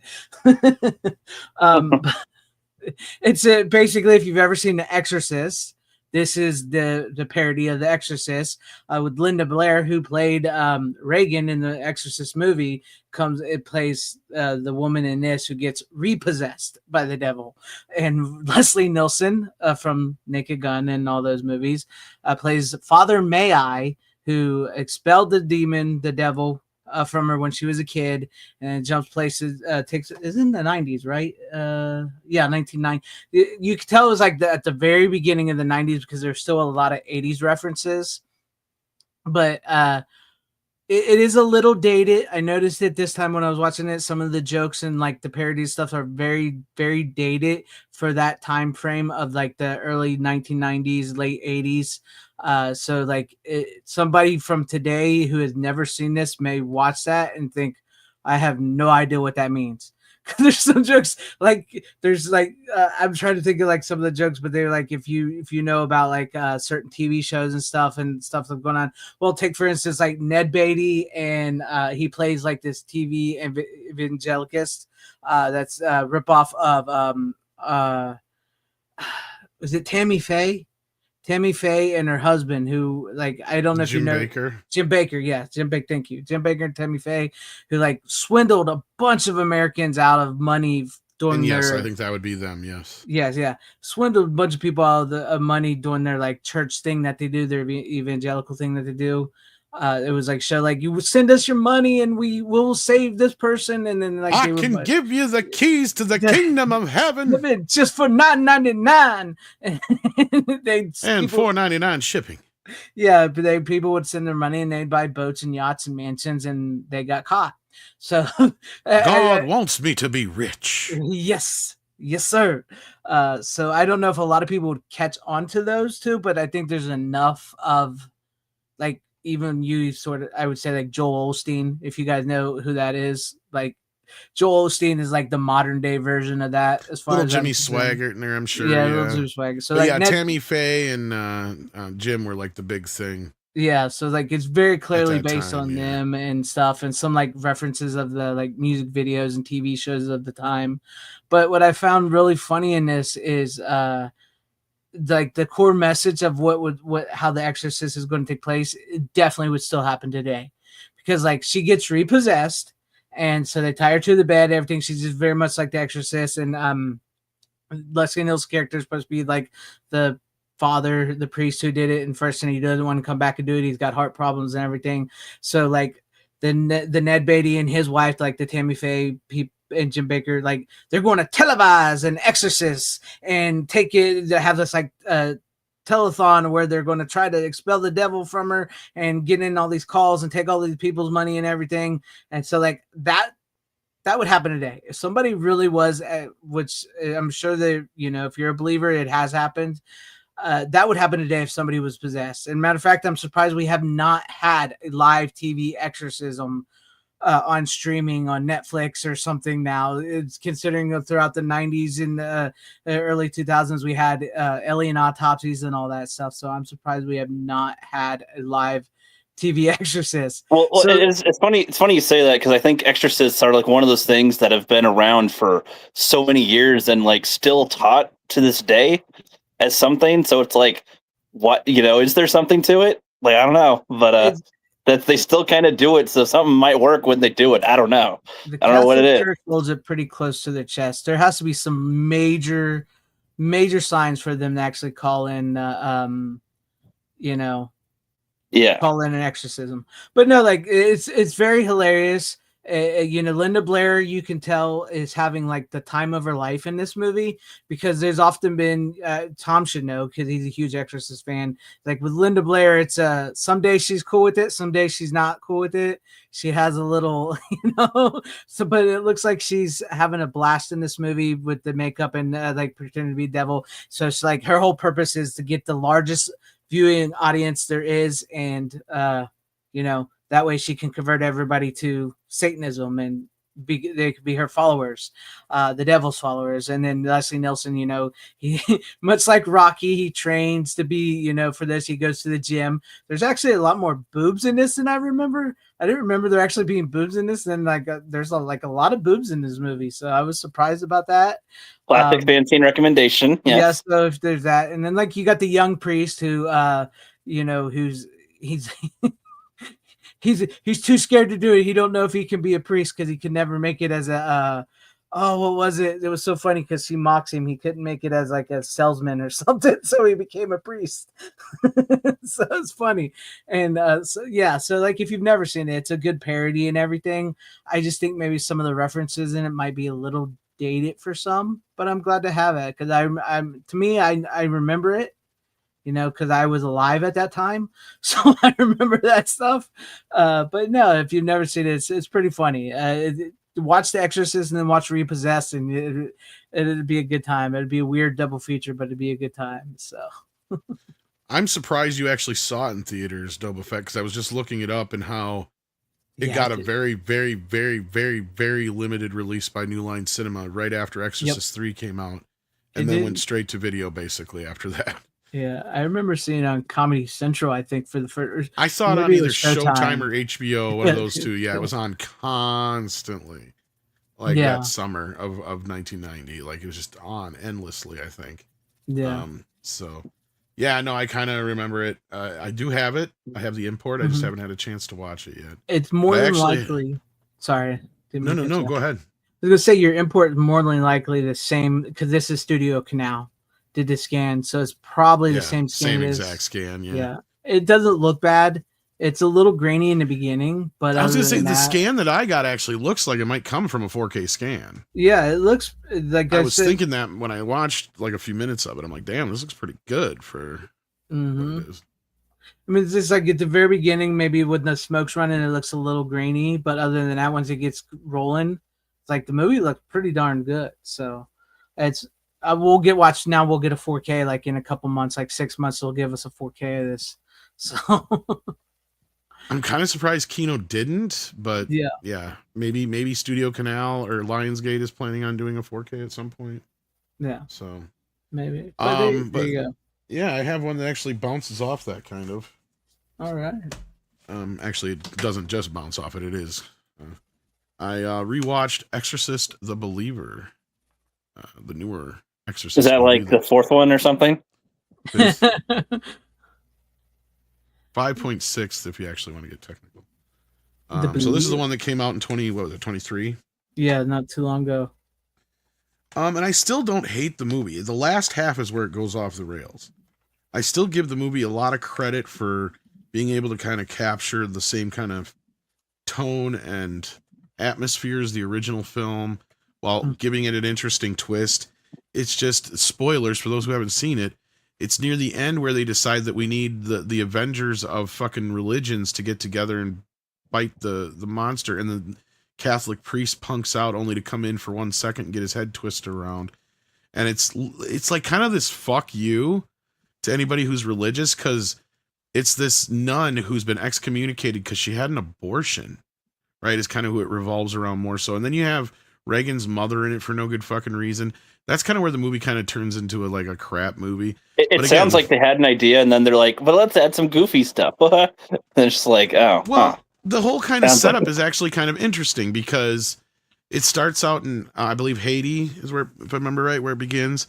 And there's this pregnant couple and the mother dies in this earthquake, but they save the baby. And so then it jumps to like 10 years ahead, where the 10, 11, 12 years ahead, where the little girl's grown up now. And of course, it's just the father and the daughter. Well, her and a friend from school go off in the woods to try to communicate with the girl's dead mother, and they end up basically both possessed, is what happens. They end up missing for like days, and then they're found with their feet burnt and without shoes and all this other shit, and they don't know where they've been. Well, they go through all the testing and the same kind of shit as the first movie, but then of course there's a few people who have an idea that this might be, a possession of some sort, and that's where the movie kind of goes a little, But then there's a twist that's added near the end, and if anybody doesn't want to know, spoilers, plug your ears for 2 seconds. But basically kind of revolving around the beginning of the film, because then we find out that the guy actually chose his wife over his daughter, but God played a trick on him, says the Pazuzu demon, and killed your wife and let the baby live, and you've regretted it ever since, kind of trying to get to him. And then the demon makes them, the parents choose one girl or the other. One dies, one lives. And of course it's a trick, right? So I don't want to go any farther than that, but that's like, you get to this whole thing where it's like, okay, you had some interesting new concepts and ideas. That sounds like a cool way to do that. But then it gets ruined by this whole idea of that it has to be a group of different religions. The Catholic priest punks out. Reagan's mother's there for no good reason when it probably should just be Reagan or somebody who was a nurse at the time of Reagan's possession to kind of give him a hint, right? Like, I mean, there's just little things here like a good rewrite would have fixed. And yeah, unfortunately, it just didn't work out, and we're not going to get a follow-up to it because it was setting up I mean, it's not obvious, but there was a little bit of a setup because they do bring up Deceiver, which was supposed to be the next one, is Exorcist Deceiver, but yeah. Yeah, wasn't he Gordon Green was like hired to do a trilogy or something? Two movies are a trilogy, something like that, yeah. And now, Sorry, sis. Six. Normally this would be on my channel, and I would have been here a long time ago, but I had some kerfuffle outside my house for about hours. Yeah, Greg was trying to kill people. Yeah, he lived. So he's like, "Stop going up and down my street so fast, or I'll terminate you." I feel so bad for the dude, man. No, I know. Sorry. Hopefully the guy makes it through all right. It sounds like you got it. How far do you think he roughed up. skid it? No, just kidding. Just kidding. No, Just I kidding. could tell you That's- 'cause I was standing out there, blood on the road. Yikes. His handlebars was in my yard. He was wearing flip flops. They were in the road. Oh, His jeez. glasses were- Oh, he hell. tore up my gravel at the end of the lane. Ugh. It was bad, bro. It was bad. Sorry. Can you guess how Sorry, much didn't like mean he to bring skid? everybody Like, down. did he leap off of the bike and like how far did he skid? Like Like on the he street? bit the dust bad. He bit the dust bad. I Mm. guess he lost control, and he hit my Greg gravel. didn't get no video. He needs No, to put I up didn't. ring He's cam. not social media minded to like I do was on that, which is No, good. I don't do that. Plus, Let I me was tell on you what, the first 911. house I ever buy, I'm putting up cameras all over that motherfucker. And Well, not like even it's- so much to protect my house, but like you never know what you're gonna capture. That shit could Yeah. Well, like I said, I live way out in the country, and we live back a really long gravel lane, 3 houses, and then we're all family. So Yes, probably nothing interesting happens that often out there. I no, imagine. that's like the most exciting thing. That's people will in this small town. They're going to talk. About Luckily, he that. crashed by your houses, I guess, right? Because like otherwise, it could have been like no one around for. Worse. It could have been a lot worse because we do live. There's hardly any houses around here, so he got very lucky that he crashed in front of people, or else he probably would have laid there. Yeah, and I see died. what you're saying. Yeah. Yeah, So All crazy. right. Well, Yeah. with that, but anyways, Exorcist. I've never seen Yeah. The Exorcist, which is funny. Like the oh, for fuck's sakes, original. Rook. You God. should. But I have it. I have The Exorcist. I just one of those ones The I just haven't original, watched at yet. least, I can understand not seeing the other ones, but the original Exorcist. The only thing I know always- is the your mother sucks cocks in hell line. That's like the only thing oh, I know. Shit. I- No, you got to see Everyone that knows is a cinematic masterpiece. I mean, it is. That's funny because that's one of my other favorite movies of all time. It's regarded as like one of the best horror movies. Yeah. of all That's time. one of the few I wish they would do an ultimate cut where they would just cut the original film up until the exorcism and then cut the extended cut from there on out. Because all the added bullshit that's before that is senseless and useless, but everything that's added during the exorcism and at the end of the film I feel is necessary. It's like it almost is needed because it does help make the movie a little bit better. William Peter Blatty is right, or was right, because I'm not going to spoil it for you, but he adds a moment during the exorcism and an actual ending that's not there in the original version. So I don't know which version you got. Most of them anymore have both versions on them, depending. Actually, yeah, it probably has 2 of them on there. I wasn't sure if I got it because I think there was more than one on it. I think so. Okay, yeah. Probably. Any That's of the good. Blu-rays I think have both versions and stuff like that. Yeah. I got to reaffirm. So Tim in the chat here, I have seen Halloween and I have seen Jaws. I just have not seen The Exorcist. Yeah. And then after you We- watch we that, find watch out Exorcist sometime. 3. Yeah, and then Exorcist 3 is the actual So good do not sequel. watch Exorcist 2. Well, No, you I can, watched but it. just watch it for fun. Yeah. Is You it watch- worth a you watch watch? Really? Repossessed. It's almost funnier than Repossessed. It is. It honestly, you're not wrong because Repossessed actually gets a little serious at times. Yeah. Anyhow, so Rook, I think you're next in line. What do you got? Oh yeah. Okie dokie. So got through those. Now got Secondhand Lions. He's coming in with some good ones tonight. He's firing on all cylinders here. Good movie. That is a very good movie.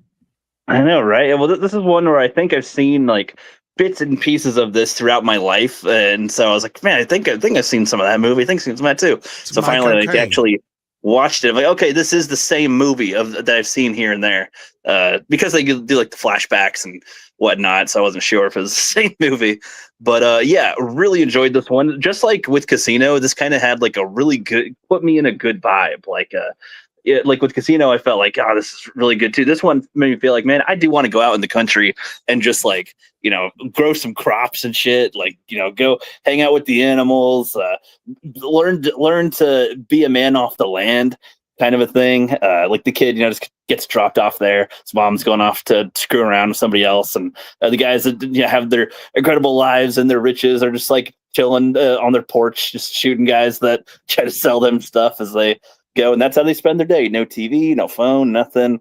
Just a nice bit of land, and got all the money in the world, but like don't really spend it on anything, and just It's pretty good, and yeah, the whole story, of course, with Robert Duvall's character is the one that that I'm remembering the name. Okay, Mike Cocaine. Yes, and then I didn't say Batman's butler, so be grateful for that. I didn't say the Jaws 4 guy or something. So I would have accepted that. But Michael Caine, I do know Michael Caine because he's in like everything I've seen ever, pretty much. So that's good. And the kid's the Sixth Sense kid, but I haven't even seen the Sixth Sense, which is funny. And I have that too, but I haven't seen that either. I haven't seen that. So the Sixth Sense is one of those ones where it's like, I know it, but I haven't seen it. I have to be in a mood for that, I guess, because you haven't seen the Sixth Sense, but let me guess, you know the twist, so it's pointless. Well, yeah, that's what I'm saying. It's like that one's been spoiled to death forever for me, so it's like I don't know if I'll get the feeling. But Secondhand Lions, really good. I like the whole dying with your boot, going out with your boots on kind of thing with the lion. I wasn't sure like why they had the lion in there, why they called the Secondhand Lions, but yeah, the point comes through by the end. Just really good story, good feel good story. I like beats up the guys at the bar and drives them to his house. Old used lion, isn't that why it's called Secondhand Lions? Well, I guess so, but I feel like the men themselves are kind of secondhand lions in that regard. It's a parallel. Too, so so I mean, I got that point at the end. Okay, that gotcha. But I like Rocky Balboa when he gets the old dog. Yeah. And I don't know, it's a good vibe with it. The bar fight was nice. I went to 2 world wars, all these things, killed more men you can ever imagine. Love one woman with passion. Love that little speech that he gives them and fights them. He's like, "Oh, you better use that knife, okay?" And then no, you can't stab like this. Stab me like this. And then takes them home. Like nurses their injuries a little bit. Gives them all guns to get the lion if it was attacking the kid, and then gives them all a huge lesson about being a man. Then sends them home. Really weird that they chose to do that, but I really like that they did that. Just makes it pretty unique for to talk about these 2 characters who are pretty much old hermits that don't like most people are actually really cool people that they do have stuff to pass on, and they keep on doing things that pretty much endanger their life. And the kid wants them to soften up a lot, which it's like, come on, kid, but it's like no, everyone else wants them dead, so it's like. And they still have some value. And even though the one guy is still ponders on his love lost, it's, you still have a reason to keep on going. You got this kid here that, can grow up and be a good man with your guys' influence. So I don't know, again, just a really good vibe movie. Really liked it. Yeah, I know. It is a very good movie. It's they don't really make movies like that. It's kind of like old school classic type of adventure, like from the 50s almost style type of movie. Yeah, kind of. And again, it's one of those ones that isolates you from all the main technologies that are around, and it kind of makes it kind of fun being in that. It makes me want to go, you know what? Computers are kind of boring a little bit. Let me go make a garden of vegetables. That's the problem with a lot of modern movies. Especially that's why you're getting movies now, like War of the Worlds with Ice Cube, where it's all done on computer and cell phones. It's like that's because that's where why they made it that way, right? It's just a giant Amazon commercial, but no, there's a lot more to it than that. Are they actually making the movie? I thought it was like a joke trailer. No, that's a real movie. No, it's a real movie, but they shot it during COVID. Yeah, that's why it's like that. But it doesn't matter. It's it's stupid to begin with because that's where the audiences has gone. Like that's how they think young people are going to watch movies and stuff now. So they want to see it all on their screen and on their phone and everything. So it's going to end up being one of the biggest Razzie contenders. Yeah, that's why movies like when you get Secondhand Lions or you watch Casino and you feel because they're telling you a story, they're not beholden to modern times. Technically, they're both period pieces. Both of the movies are period pieces, so they were made at a certain time, but they're not set at the time they were made in. So, which helps dramatically with movies because once you get into today's storytelling, okay, so this person is caught in this situation, but yet they got a cell phone, so they can go and call a cell phone. That's why in some movies today you get where we got to figure out how do we write out a cell phone now? oh, my cell phone's dead, so I can't call. So that's Yeah. So it's like these movies are classics for a reason. Yeah, well, I mean, I guess I feel lucky that I haven't watched all these ones growing up, because I gotta, like, in the times of a lot of crap stuff coming out now, I gotta go back and watch these for the first time. And, like with being fatigued with a lot of the stupid ones that come out these days, get to have a refresh with these old ones that are really good. So it's like a really good world for me with that in terms of movies that I get to watch. There are no old films, just films you haven't seen yet. That's a good way to put it too. Yep. Or yeah, that's that. I don't know if you guys have anything else to say on it or whatnot, but I've never seen that movie. It's good. You should see it. Yeah, I recommend it. It's a good fun one. It's a good adventure type. Again, it's one of those ones where they like even like the story, like a lot of it is like, dude, is what they're telling the truth. There's a lot of people that say different stuff about the two men and their backstory, and the kid like it knows that his own mom lies to him a lot. So it's like he doesn't know what is the truth necessarily. They give you like pretty much winks that certain things were true, sure, but it's like what he says, Robert Duvall even says is like, it doesn't matter if it's real, you gotta believe it, believe with your heart, your passion, whatever, and that'll be like what drives you or something. I forget the exact wording that he did, but like that's why he's still kicking in a way still. Yeah, one of the reasons this movie is like it's presented as something that it's not. It's like it's one of those movies that it's found its audience once again through the video market and DVD, Blu-ray release. When we used to actually have these before streaming and digital, is like people found that, and when they started watching it, they realized how good it was because it's presented as sort of like a kids movie with Haley Joel Osment and these two old guys, and it's funny things happen. This kid's living with his uncles. I was gonna say that's so much more than that. That's what the poster is kind of selling me. What you just said. No, when you get into this movie, it's a movie. It's like a really good movie. I was gonna say because like a kid. I mean, yes, it is kid friendly, but it's not like a kid's movie. That's the thing, because like I saw Rook's cover, and I'm like, what? It's sort of got that old Spielbergian-ness to it, the old Spielbergian-ness to it, like whatever you want to call it, like Amblin, old school. So it was weird because like I've never heard of this movie. Honestly, like I might have heard of it, but like, I don't think it's talked about too much. I don't know what would bring up conversation about it, but it is still a good one, and it's got good actors in it, and the ones of course, but again, it's one of those ones, especially if you're a kid. I could see this if you're a kid watching it. Like if you're in your normal life and then you get dropped off in this old country with these two old guys and there's no TV, there's no phone. You're like, it's very alien to your normal life. And now you get dropped in it and it's like, okay, how are you going to move on? And the guys aren't like smothering they're just like, oh, okay, kid, if you want to leave, go ahead. You got to have a good map to go on your own if you want. And, if we don't know how to really take care of you. So help yourself to some food or whatever. Like that, they're pretty much just a little hands off, but they do show them here and there, guide them a little bit in some areas, and teach them. Like he sort of like watches them and learns certain things. So it's like a good, I don't know, just one of those good like growing up to be a man type of stories too. Like from the kid's perspective, there's a lot of angles in this that like covers a lot of stuff that I don't know. It's really good. Yeah, really good. Definitely recommend watching it if you haven't. It's a great coming of age story. That's good. Teaches you how to be a man and everything. Yeah. Legit. It's legit. You should check it out because even like us describing it, it's probably not selling it to you. This is a movie you have to really see. When you watch it, you'll get it completely.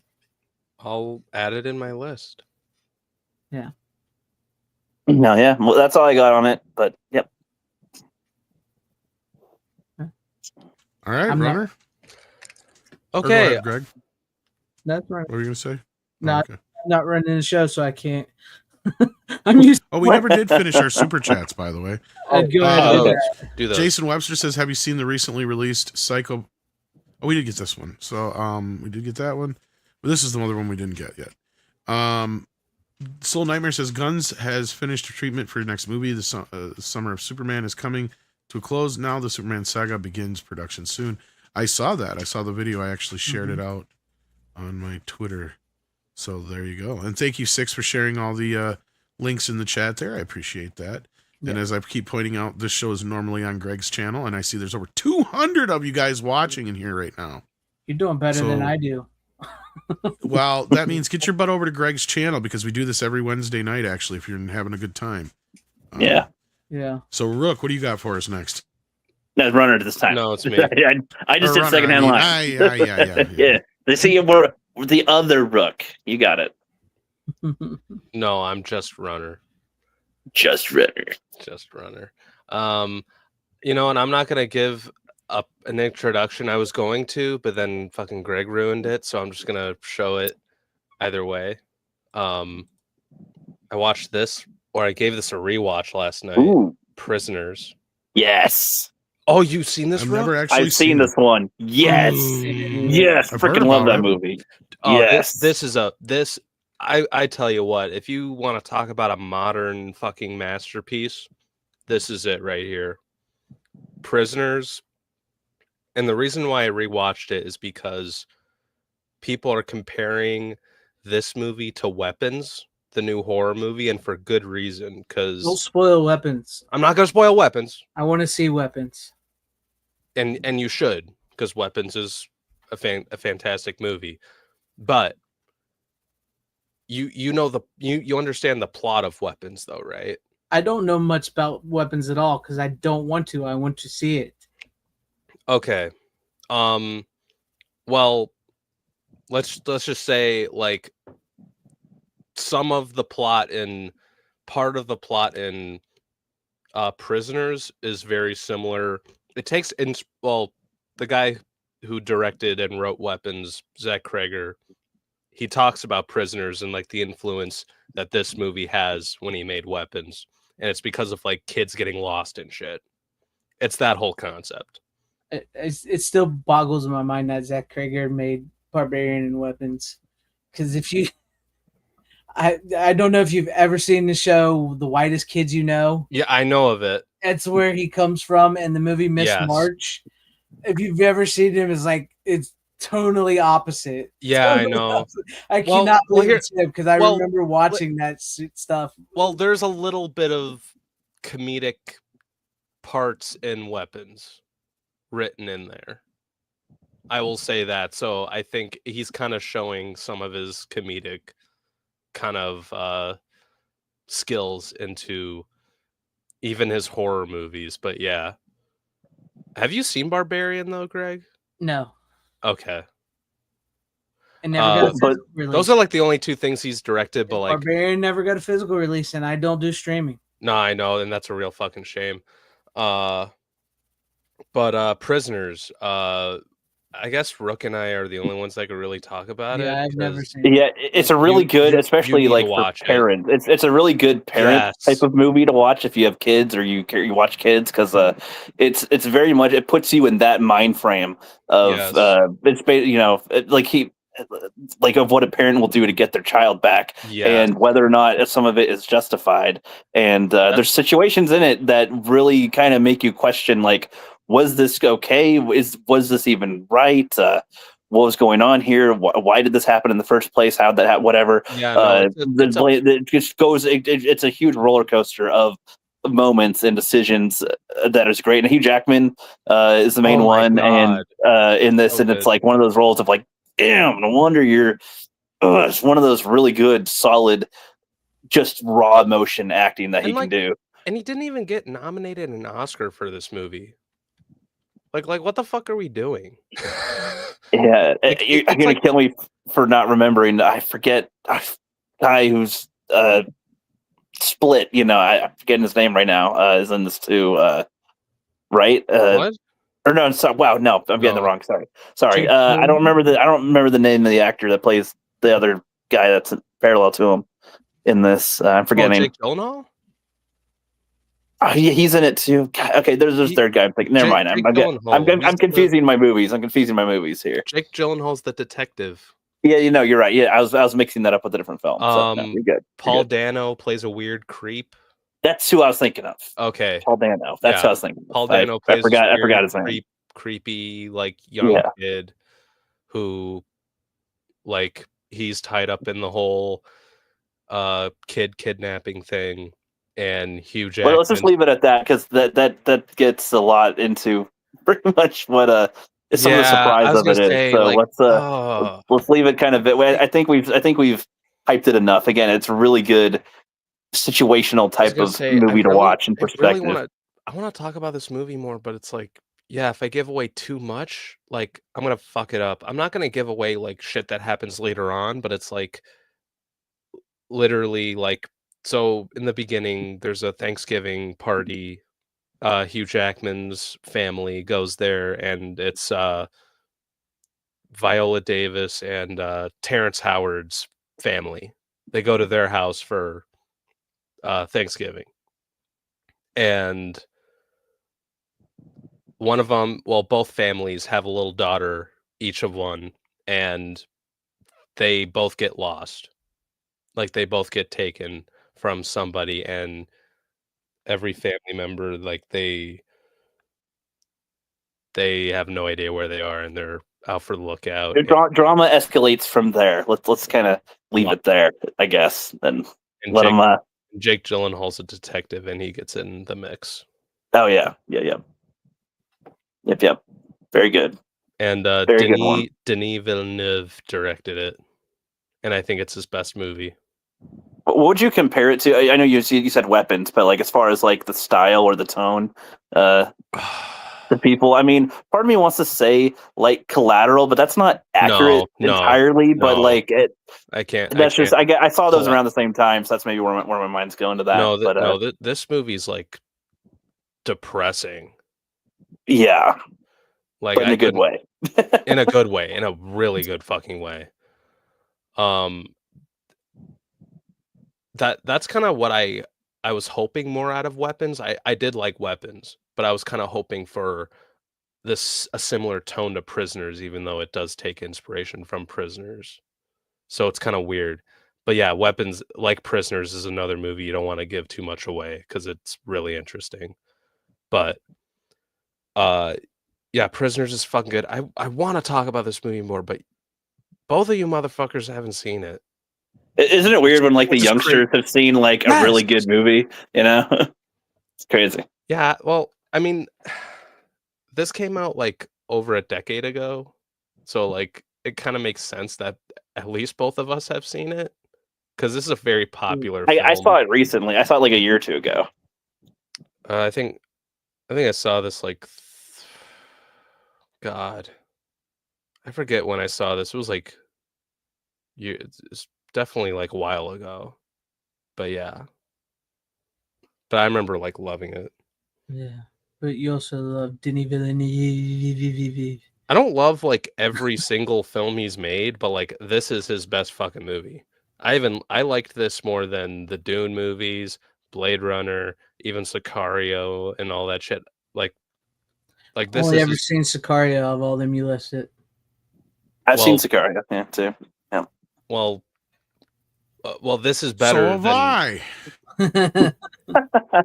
But this is his best fucking movie. This is a fucking masterpiece. Like I've never said that about any other Denis Villeneuve movie except for this one.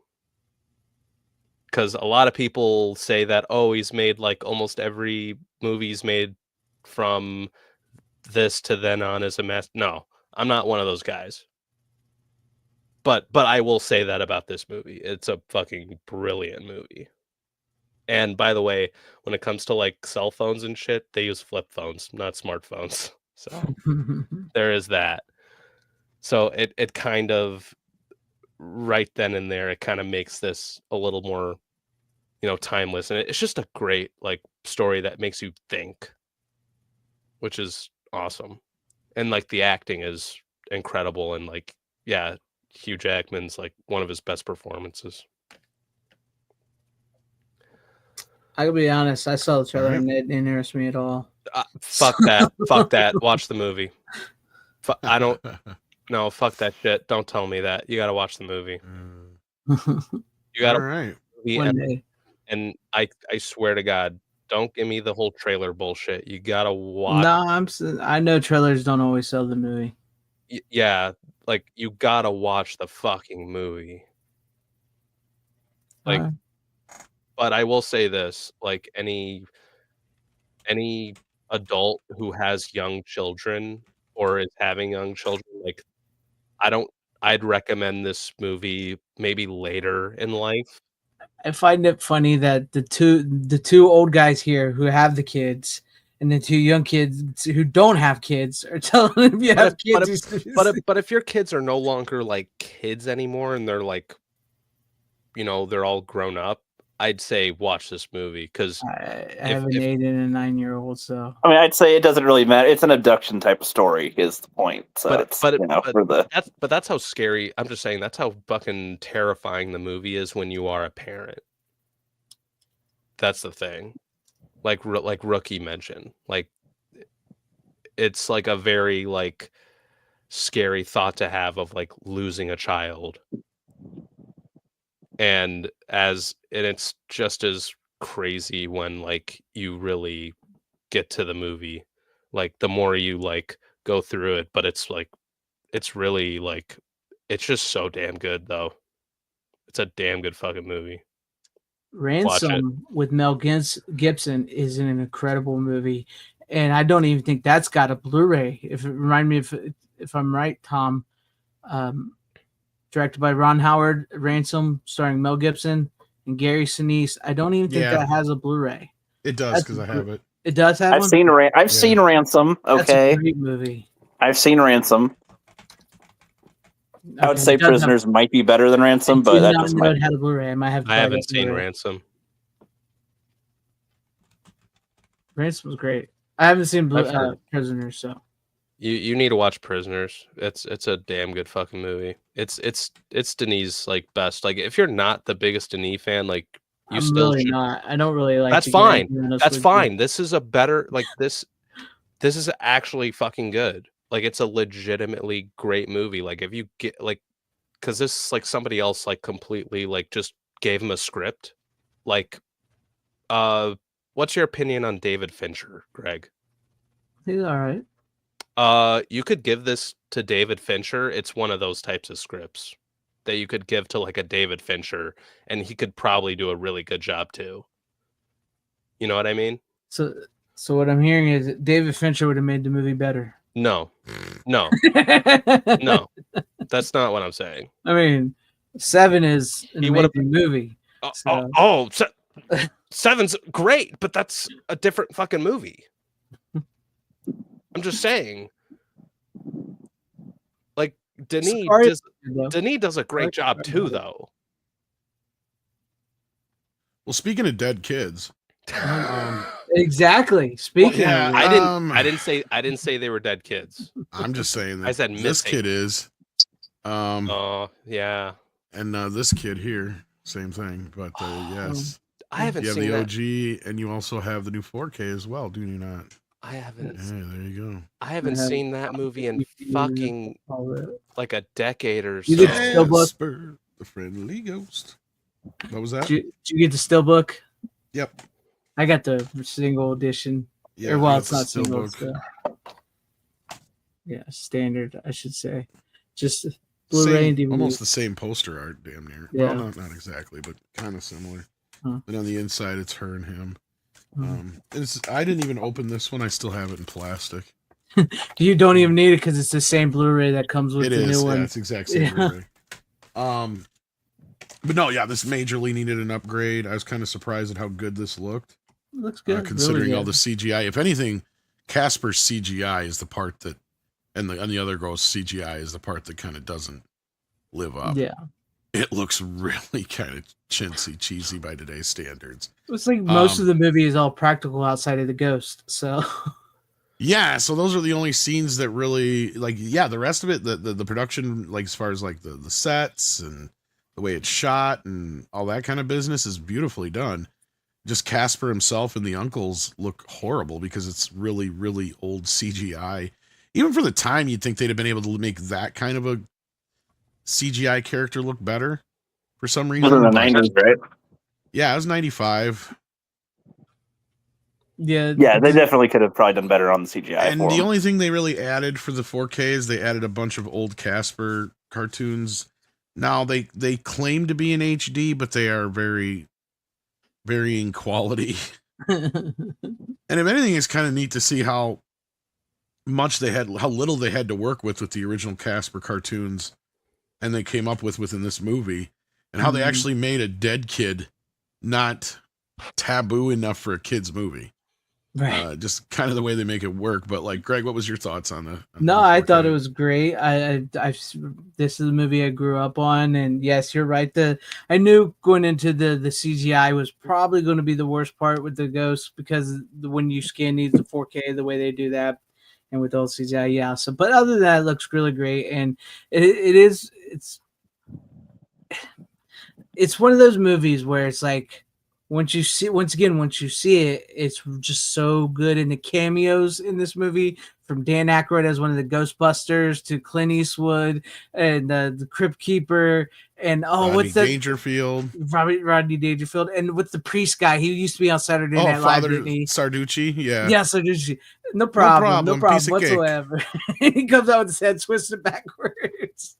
That's great. Yeah, no, like it's funny how much of a story they managed to pull out of this. I was kind of impressed because I hadn't seen the movie in a while. Yeah, and I was kind of impressed with how well it was put together for the time. I mean, I remember enjoying it in theaters when I saw it and seeing it on video numerous times and such. But honestly, I don't even know if I ever upgraded to DVD or if I just eventually.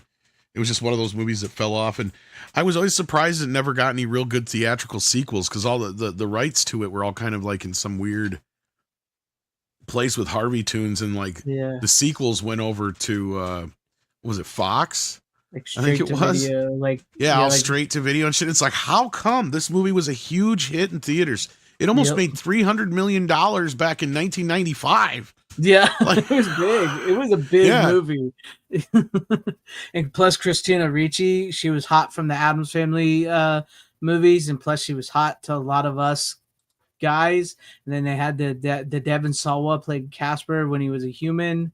It had a great cast to it, and so like the story for anybody who maybe don't know is Casper and his uncles live in this old house, and Casper's lonely, and Christina Ricci is living with her father, played by Bill Pullman, who is a therapist for the ghosts, and he's looking for his wife because she had passed away, so he's moving his daughter from town to town. And then Casper turns on the news story about them at their house and gets them to come to their house, and so he can have a friend to hang out with Christina Ricci, and that's where the story is. But no, I typically do not watch this until Halloween, but since we got it in August, because it's a Halloween movie for the most part. Well, it came out in the summer initially. I think it was like May initially when it first came out, over Memorial Day weekend, if I remember right. Yeah. And it did. I remember. I think I saw it in the theaters. As far as I remember, I saw it in theaters. Oh, I know I did, because my mom took me and my brother to see it. So yeah. I was 15 at the time, or 14, I think. But 14 I would have been. Yeah, I would have been 12 then, I think. Yeah. And I didn't really expect to like it so much, because I mean, being a teenager, like I thought it was gonna be all right, but I wasn't like, I just went to it because I think it was the big movie that weekend, and my mom and my brother were gonna go anyway. So it was like, what I loved about it was how. I mean, of course, you have Christina Ricci, but it did a good job of really kind of leaning into that Addams Family-esque kind of tone and style, and having her being in it, and Pullman's character is perfect with his whole, it's pretty. And I love how it's nuanced in a way that they don't like, yes, some of it is kind of just explained out to you, but also some of it is just kind of left there with, as an adult watching it, you see things a little differently than you did as a kid or a teenager. Yeah. So like, it's kind of neat to see the subtle way they just kind of made this movie work in this hour and 45 minute, kids movie. It's like, God, this has infinitely more depth and themes than a lot more of the modern shit that we get nowadays that people praise to high heaven. Sorry, Runner and Rook, but it's true. Yeah, it's true. I mean, it deals with death in a big way in this. And movie. The way that you have like Bill Pullman's character specifically is like, as you go along, you clearly figure out this whole reason he's doing this is because he's just trying to contact his wife. Right? Like he has this weird obsession with, there's this possibility that he could talk to his wife again. So that's why he's doing this, like paranormal therapy. Yeah, he thinks she has unfinished business. Yeah, which is kind of cool with the whole idea of Casper. And I don't know if that was ever anything that was in any of the original cartoons. See, I was never a big fan of the original cartoons. Mhm. They're all right. I grew up with the original cartoons, believe it or not. Yeah, but like they have, like I said, a good half dozen or more of them on the new 4K Blu-ray to watch, so you can kind of remind yourself. Okay. Yeah, I'm like, God, I remember cool. they're just. It depends on which version of the cartoon you're talking about. I'm talking about the old school original, one reel fucking movies that they'd show before films, right? Like the little 7-minute cartoons. It'd be interesting. I think those are the ones I watched. Yeah, I'm pretty sure those are the ones that I watched because it led me to watching the movie eventually. Because I have seen the movie once, but I was like, "Fuck." Maybe I was Casper's had a lot of different animated versions over the years, but yeah. You mean Hillary Duff's not in this one? I know, but I feel like I've seen No, the that's the original, Wendy one. Yeah. And that's one I've never actually fucking seen, Rook. I've seen both, I think. Those are the only two Caspers I've seen. There's that one one, you guys talking about. There's Hillary another Duff one they did after that. Didn't they do like a Christmas one too for Casper? I think so. They did a couple of movies, I think. A couple live action Casper films, I think.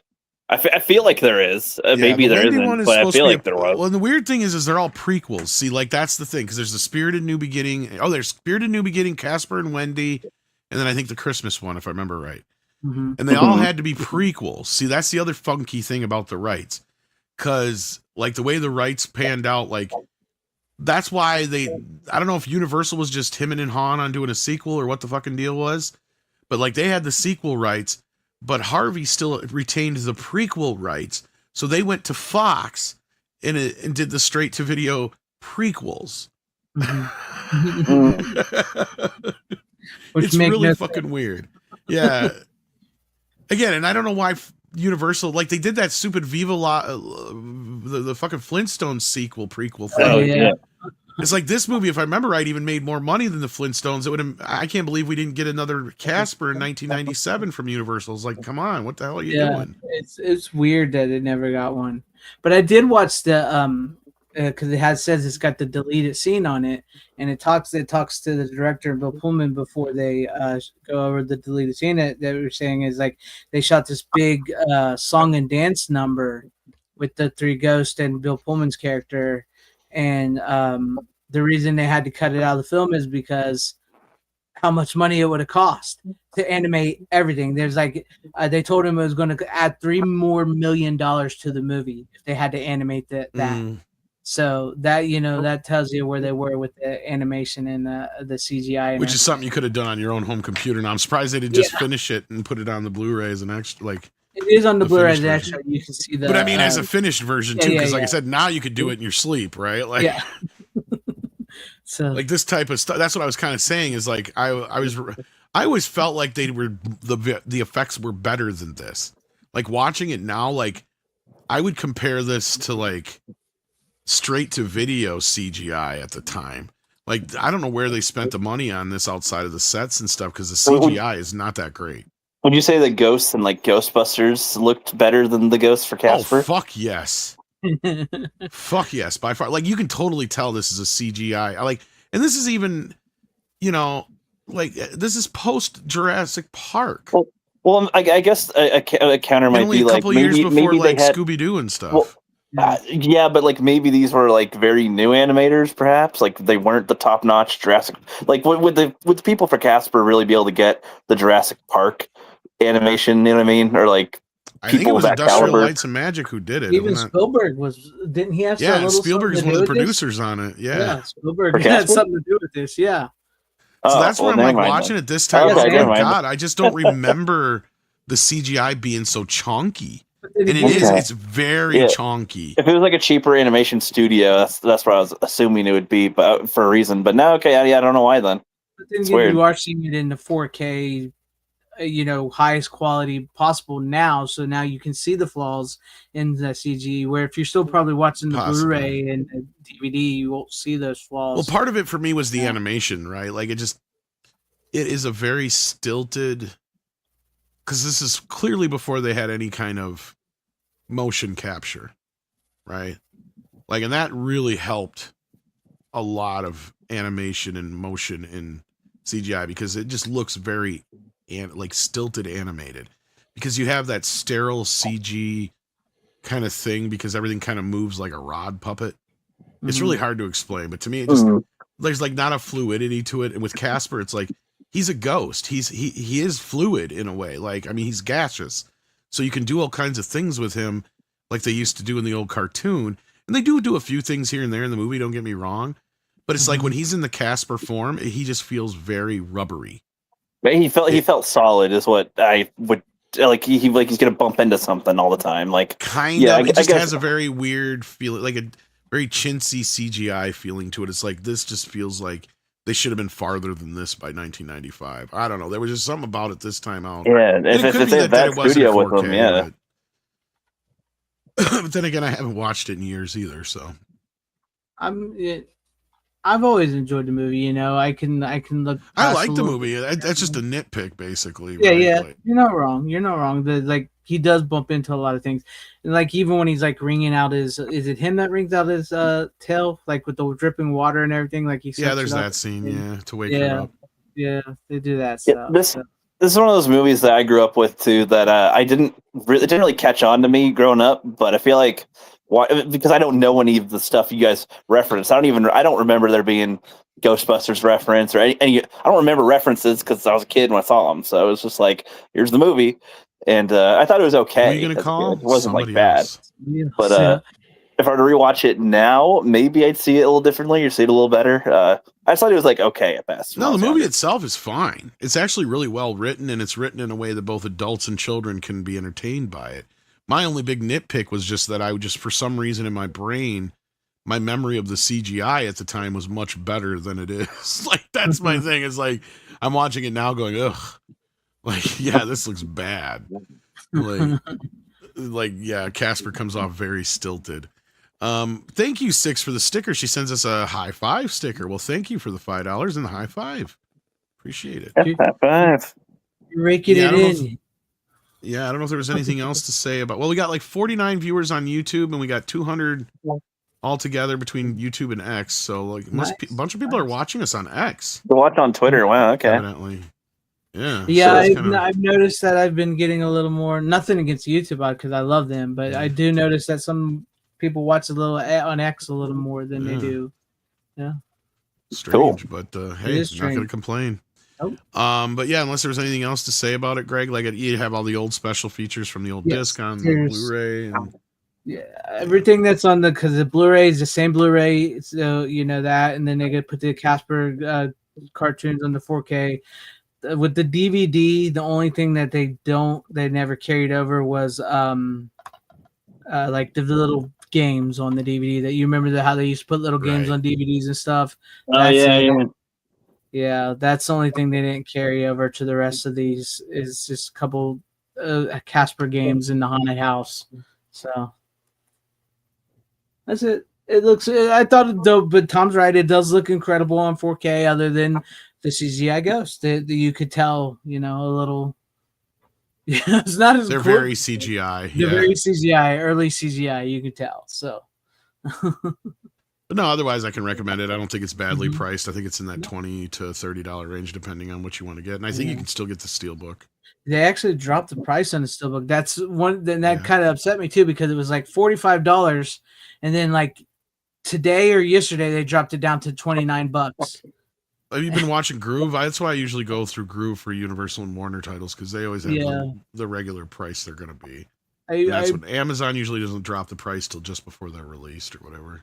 Yeah, I was going to buy the Steelbook, but I saw that the just with the slipcover for like $20, and I was like, I'll just grab that. So it's not a bad price though. I mean, it's not like the art is that different. Yeah, it's really not. Like. I mean, as you see, it's the only thing that's missing is, just Christina Ricci and them, and otherwise it's almost you basically have the original movie poster mixed with the DVD or the Blu-ray poster. I was going to say. Because the original poster was just Casper and his uncles. Yeah. Just like funny? That. That's the original poster. Like, but if you look, I don't know if you can tell in this, but if you look on this, and then you can see his glasses on this, but you can't. He's not wearing glasses on this. And it's even Somebody worse. fucked up that Photoshop. Yeah. And it's even worse on the DVD. There's no glasses whatsoever. That's Like funny. you can almost see a hint. Maybe there was supposed to be on the Blu-ray. So, Yeah. but you can Does see he- it on Alright. the 4K. But does he wear glasses in the movie and they just Yes. Photoshop? Yes, Okay. he wears glasses. Yeah. in the movie. I've only seen this movie once and it's been a long ass fucking time. I was like maybe like 8 when I saw this Wow. movie. Yeah, exactly. All right. Well, I don't know if there's anything more to say about it other than that, but there you go. So what do you got for us, Rook? What else you got? Oh boy. So this This should one's be kind your of last a one, right? catalyst. This one's sort of a catalyst one here, which you guys know of. So I'll do Happy Gilmore because Second time in a row we're talking Oh, about that. I wasn't here for it, and you know I had big I have a big great flames on this one. segue. I have a great segue pick after you're done. Yeah, well, so I'm bringing up Happy Gilmore because I saw Happy Gilmore 2 recently. And you loved and, it just like I did. Me. hell no.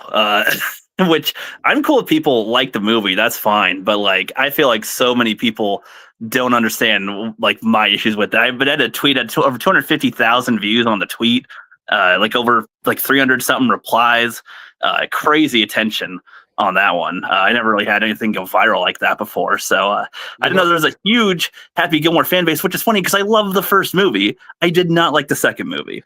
Second movie, I think is dog shit. I gotta ask you now because I watched both movies. Like I rewatched the first one. I did see the second one.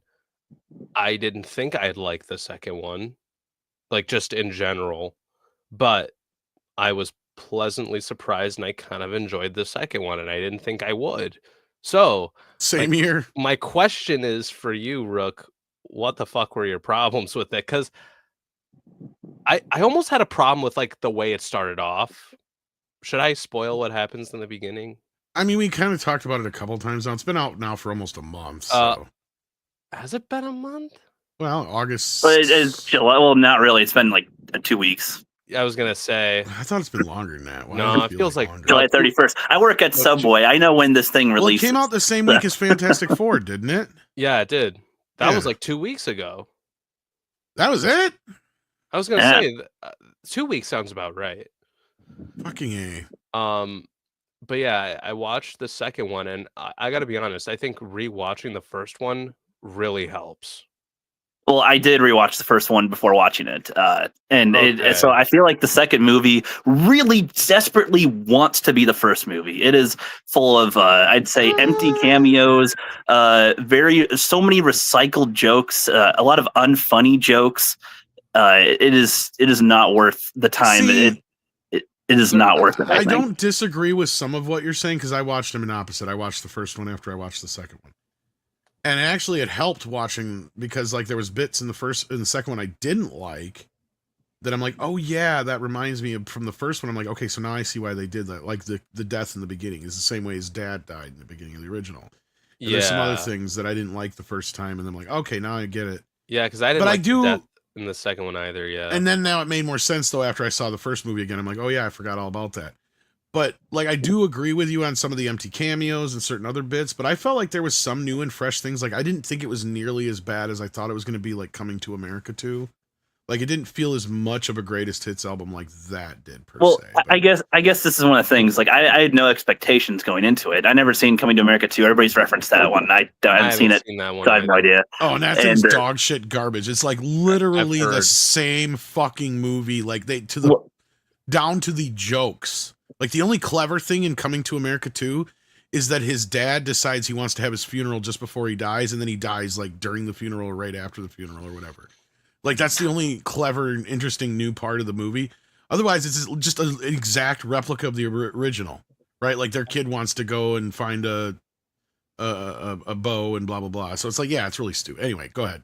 Well, so I mean, I've so many points on this. I don't know how much I don't want to really go on it here. I don't know how much you guys want to spend on it either. But first of all, I love the first movie, Happy Gilmore. I grew up with Happy Gilmore. It's a hilarious one. It's an Adam Sandler movie. A lot of the replies in my tweet were like, "It's an Adam Sandler movie. What'd you expect, Shakespeare?" And it's like, no, but I guess I give him a lot more credit than just like, I don't know. I don't think he's total ass with movies. Like 50 First Dates comes to mind. Click, as goofy and dumb as Click it. As dumb as Click is, there's a lot of heart in Click, and like a really kind of depressing toward the end of that film, and like a lesson at the end there. Spaceman, it's a Netflix movie he made that's like no humor in it at all. It's like a really serious Adam Sandler movie. And even Big Daddy, who is comedic. There's a lot of ones that he's done that are just, I'd say, good, that aren't just like, oh, dirt, whatever. Like, have you seen Uncut Gems? No, but that's the one that I will want to see, that I've heard a lot of praise for. So it's like I don't see him the longest. I don't see him like as a filmmaker that's like just a, I don't know, crappy filmmaker. The comments implied all his movies are shit. What'd you expect? But like that's why you should like it. But that's why you should like it or something. I'm like, I don't know what you're talking about. I give him more credit than that, honestly, as a filmmaker. But like I can tell that he, like, that's the one of the things that I'd say is good, is that he, like, I know that he enjoyed making this movie. I can tell watching it that like this was like a good vibe for him. A lot of the acting in it is good. I liked some of the ideas in the movie, sure, but there's a lot of stuff that really is annoying. I mean, I'll start since you guys brought it up. Like, what happens with his wife is like, okay.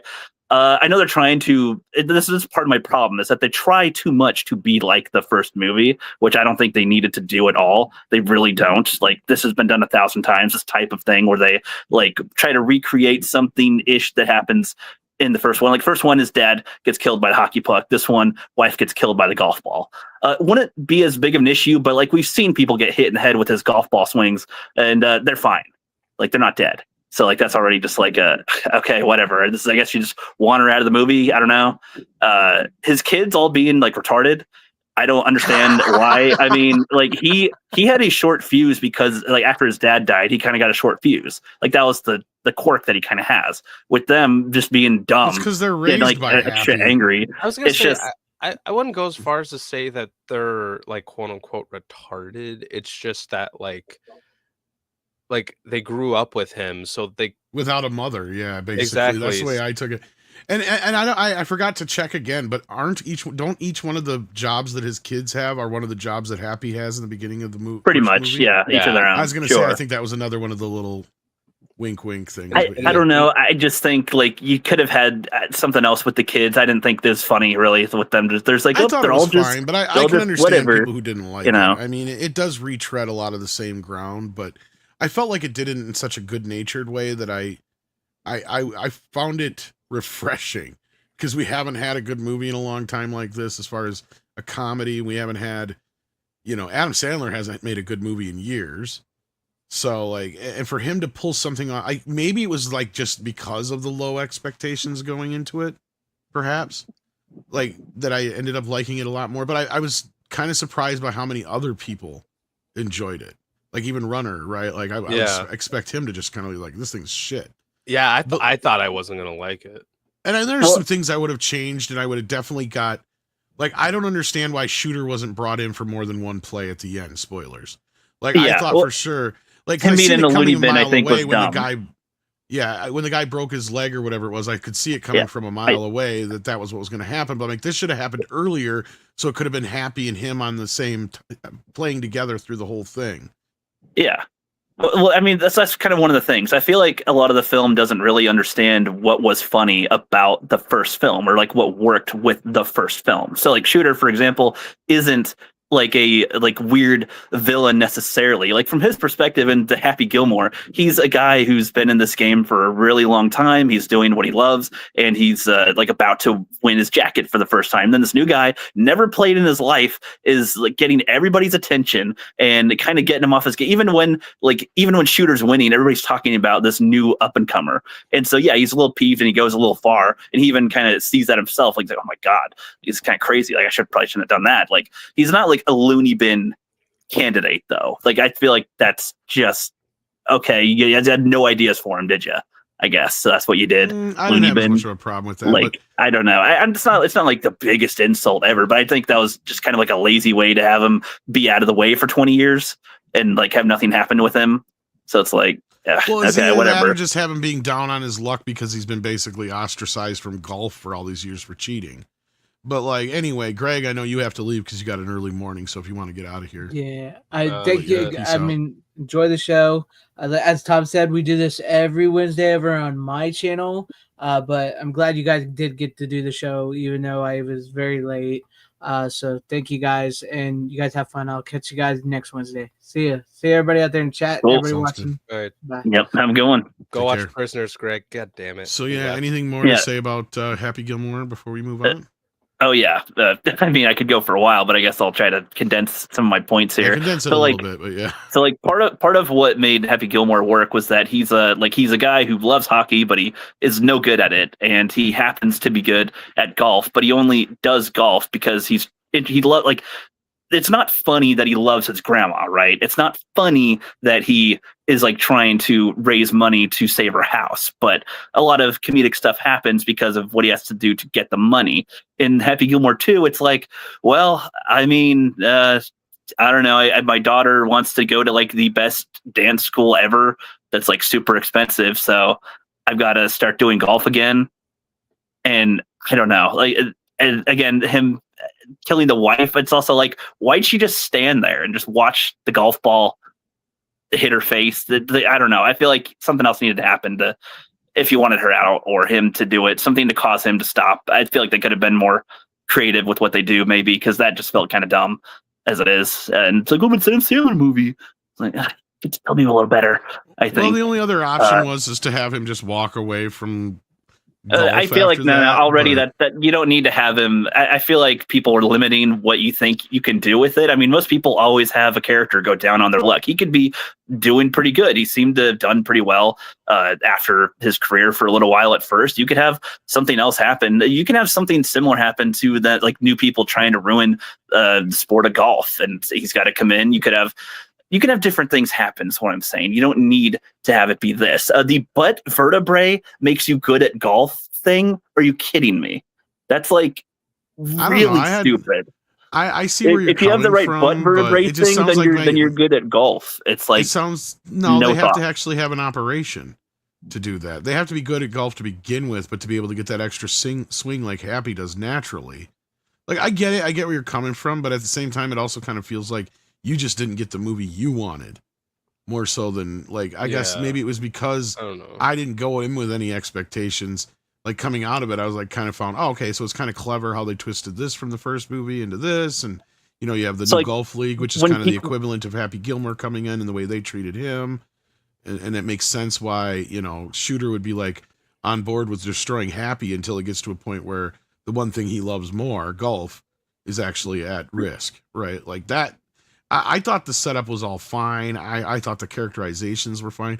I expected to dislike it a lot more than I did. Maybe maybe it was just because of that, but like, I mean, I'm not saying you couldn't. Like, I even said it when I was talking about it. I'm like, could this movie have used a good rewrite? Absolutely. So, like I said, I would have changed where I would have had more of Shooter in the story and some other things like that. But the amount of he has to, like, the alcohol joke, like, it's not that funny in the first place. It's really unfunny when it's so many times. See, that's where I found it hilarious, is because of the first few times it wasn't funny, and it ended up becoming one of those jokes where they overdo it to the point where it gets so ridiculous that I guess I found myself laughing by the time they finished it off. I think it maybe would have been funnier if he was openly drinking at first, and then after he gets in trouble, he has to hide it, and then a couple of times he's drinking out of stuff that doesn't look like it holds alcohol. You know, that might have maybe worked better. I just think it was like, oh, he's just doing this. That was really funny. Okay, what? It's just when it's not funny, and then it happens multiple times. It's just not that funny. But and then I get what you're saying, because some people did have issues with it. Like, again, so I'll do some more here. So like the whole jackass thing. When people just repeat the guy that says jackass, it's not funny. Like, it was funny in context. No, the Eminem bit could have been cut out. I was all and not just that. The people that say the other people would just say jackass, like as if that's like, you remember how that was funny in the first movie, and the guy said it and it was funny. It's just like, guys, and the whole they made him his son in the sequel. Yeah, I would have cut that, and I would have cut the son of the Larson having a kid too, completely unnecessary. You just don't need that. It just doesn't. It's just like, oh, it's goofy, right? It's what it just kind of seems like, and it's like, I don't think this was needed. You don't need another guy that just runs around naked. It's just like, I don't. I don't see why that was here at all. You didn't really need that either. There's No, I agree. There was some bits that could have been cut out, just like the endless shooter fighting him at the graveyard that has everybody in the same funeral, like graveyard. Like, I don't know. That felt like one of the laziest, like, kind of cameo mentions of people. It's like, oh, we're at Chubbs' grave and Grandma's grave and Jackass Guy grave and these grave and that grave. And it's like, that'd work like maybe in a Family Guy skit, I guess. But it's like, I don't think Happy Gilmore 1 would have ever had that kind of humor, you know? Like, it's like, this is like, I don't think this would even work here. Like, I feel like Happy Gilmore had a lot more humor that was based on, like, not everything is trying to be funny or trying to make you laugh. It just happens to be funny with whatever circumstances and character stuff's going on. And this one, the whole time, it feels like they're just like, can you laugh? Are you going to laugh, man? You have fun. Okay. And it's like if you're not nudging me every time and winking at me, maybe I'd be enjoying this a little bit more. But it's just like so apparent the whole time. Like, literally, they walk by the grave and it's like, Mister, get me out of here. It's like, yeah, I know you're playing the same audio clip from the first one. I get it. And like the idea of the joke, again, to me, that'd work more in a Family Guy skit or something. I don't think it works in this movie here. And they like try to do the rhyming thing with Shooter as well, just like because that was in the first one, not for like anything here. I don't know. It just feels like they're trying to do the first movie. They show clips from the first movie as if you need a reminder for it. I don't know. It just hate this movie. I didn't think it was all that bad. I mean, I understand partially where you're coming from, but yeah. And yet people, they're like, oh, you didn't know the first one. You did, like, if you like the first one, you must like the second one. Incorrect. No, I wouldn't go that. Incorrect as hell. I wouldn't go. But there. I feel like you had bigger expectations or something. I had zero expectations. You say Tom. that, but it totally feels like you got a completely different movie than what you were expecting, and that's why you're. I had zero expectations. It's one of those ones where there probably shouldn't be any continuation, but I had no expectation. I had zero expectations. You had to have had some expectations. Have I really? Like what? I can't imagine. Okay, so Happy Gilmore 2 should have blank. I had zero. Because I don't think there should be one anyway. Well, you but just went through the entire plot and how you would have done something different but similar, something different but similar, and I get that, but it's like, okay, and I'm in agree. Like, there's certain aspects that I would have rewritten or could have done a little bit differently or punched up, but overall, I guess in this case, I'm just going off of what is there. Yeah. So much more than I don't know. It's just. I mean, I'm not trying to accuse you or anything. I'm trying to make you jump on the offensive. No, I got you. No, let's say I ignore the first movie, which I don't know if that would help or not. I feel like in a way, like, this movie just reminds me, right? The first movie's a lot better and funnier, right? But like, if looking at the film as it is or as a continuation, whatever, I still just don't think that it works. I mean, if we're comparing it to, like you said, Coming to America 2, everybody keeps on bringing that up or bringing up other like attempts that are far worse these days, or like in the like 2025, a lot of the continuations that people get there are worse ones that exist, and this one to a lot of people stick out as one that's not as bad. So it feels like it's really good or a lot better. I feel like that's where a lot of people's like for the movie come into play. Not that its quality is actually good, but it's not as bad as other movies.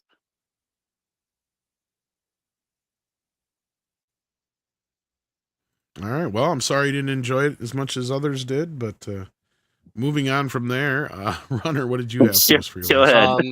Well, I have another Adam Sandler movie.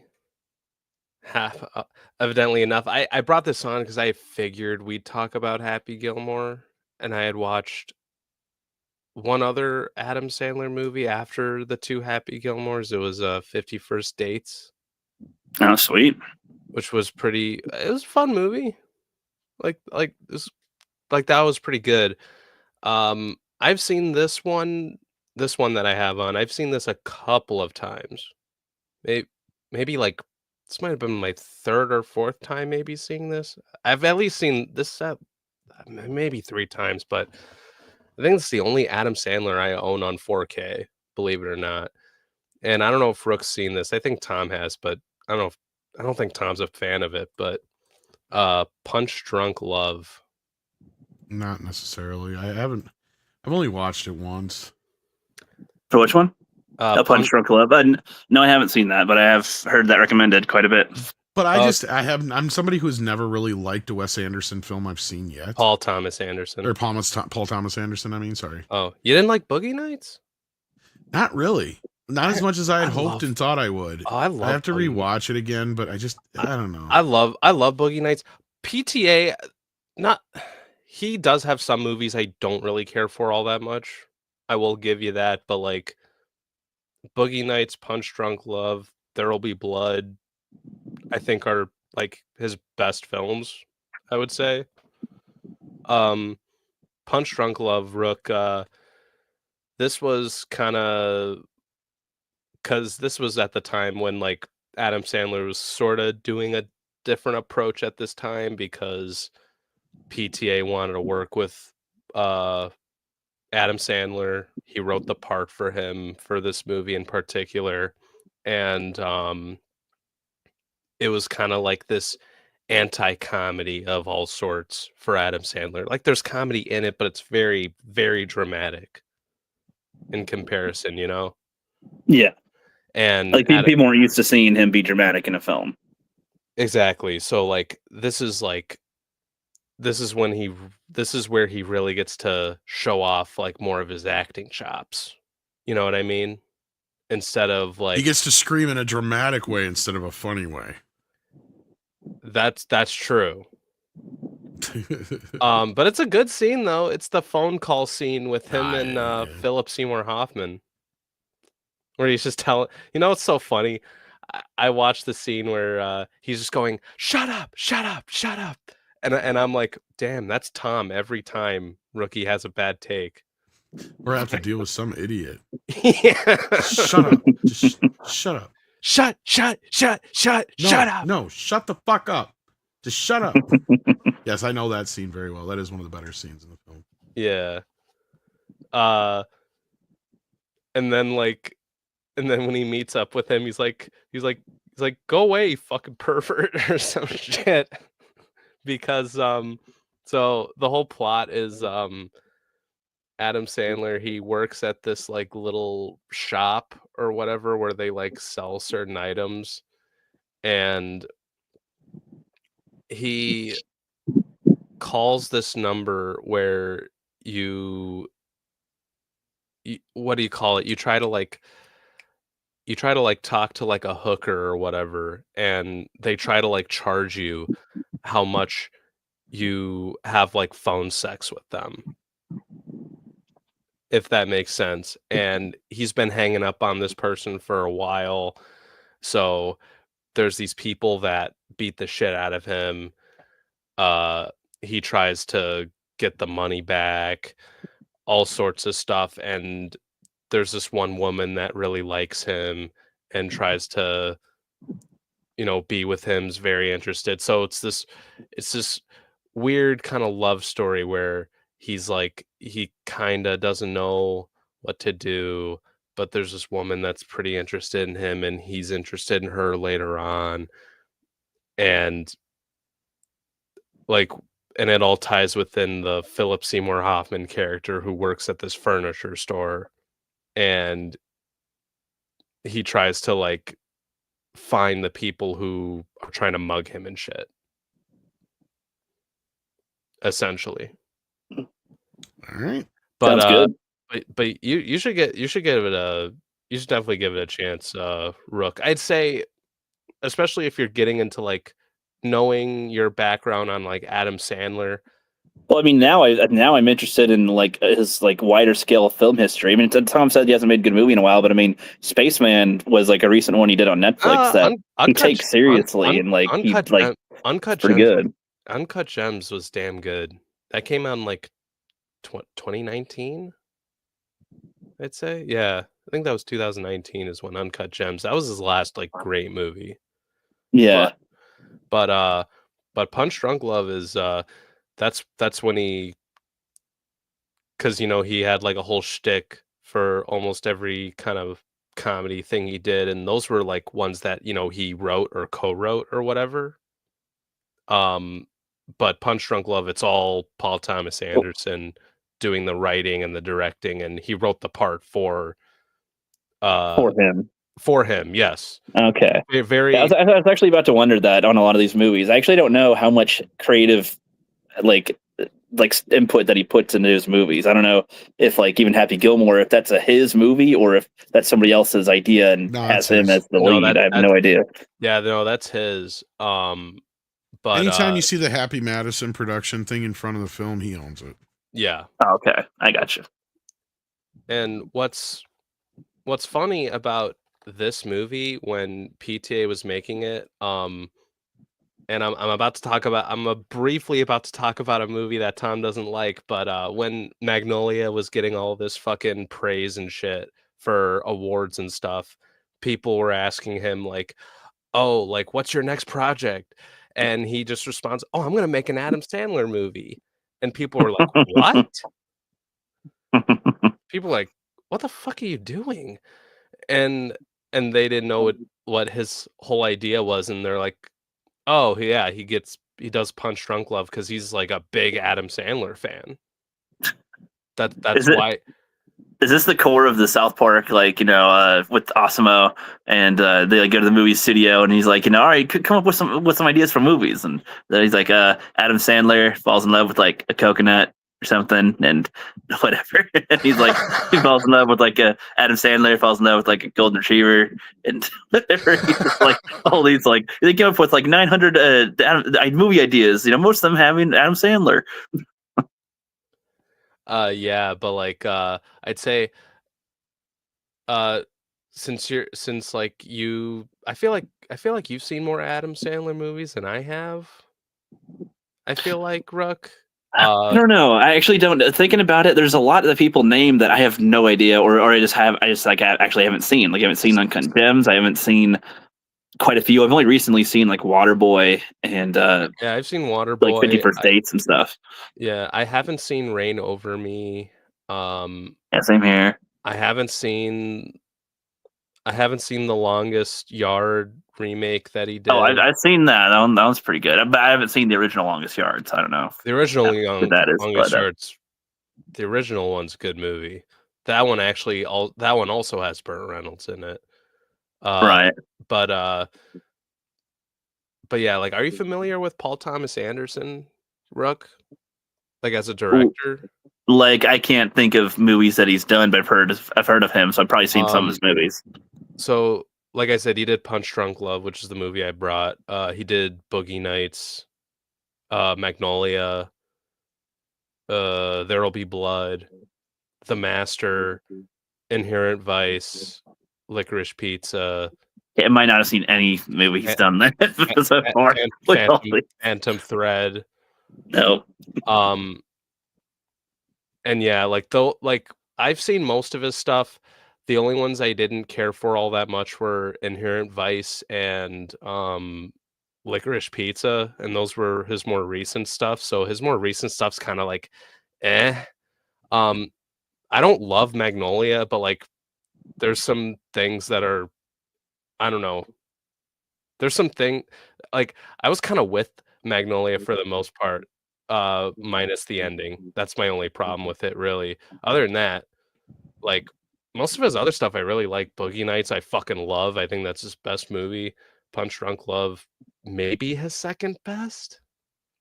And like There'll Be Blood is really good, but that's like a fucking different movie. But yeah, like if you're gonna get into PTA for you, I'd say Punch Drunk Love, and then Boogie Nights. Because I'm curious what you think of Boogie Nights. Yeah, I don't know. I think I've seen. I don't know what Boogie Nights exactly is. I've seen like Saturday Night Fever. I don't know if that's anything like that or anything.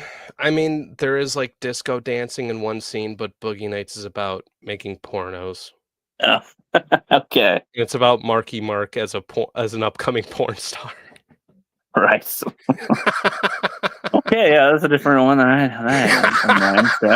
haven't seen that one. But yeah, for you, I'd start with Punch Drunk Love first. Okay, yeah, I'd check that out. Sounds good. Ones of his that I probably won't check out is like Jack and Jill. People keep on saying he does like some type of Halloween movie or something. I saw that. I saw that once and I didn't hate it. I remember kind of enjoying it more than I thought I did. And that was Jack and Jill? No, Hubie Halloween. Oh, okay. Because you said the Halloween one. Right. Yeah. Everybody that I talked to said run away from that film. So, I don't know. One? The Hubie Halloween one. The run away from that one. Really? Yeah. And then he's like, I think he did like an animated movie. Most people have not recommended that one. The lizard one. I don't know. I know there's like a Christmas one or something he does. That one's terrible. That one's awful. What is it? The 8 Crazy Nights or something, Crazy right? Nights. Fuck, that movie's awful. That movie is so bad.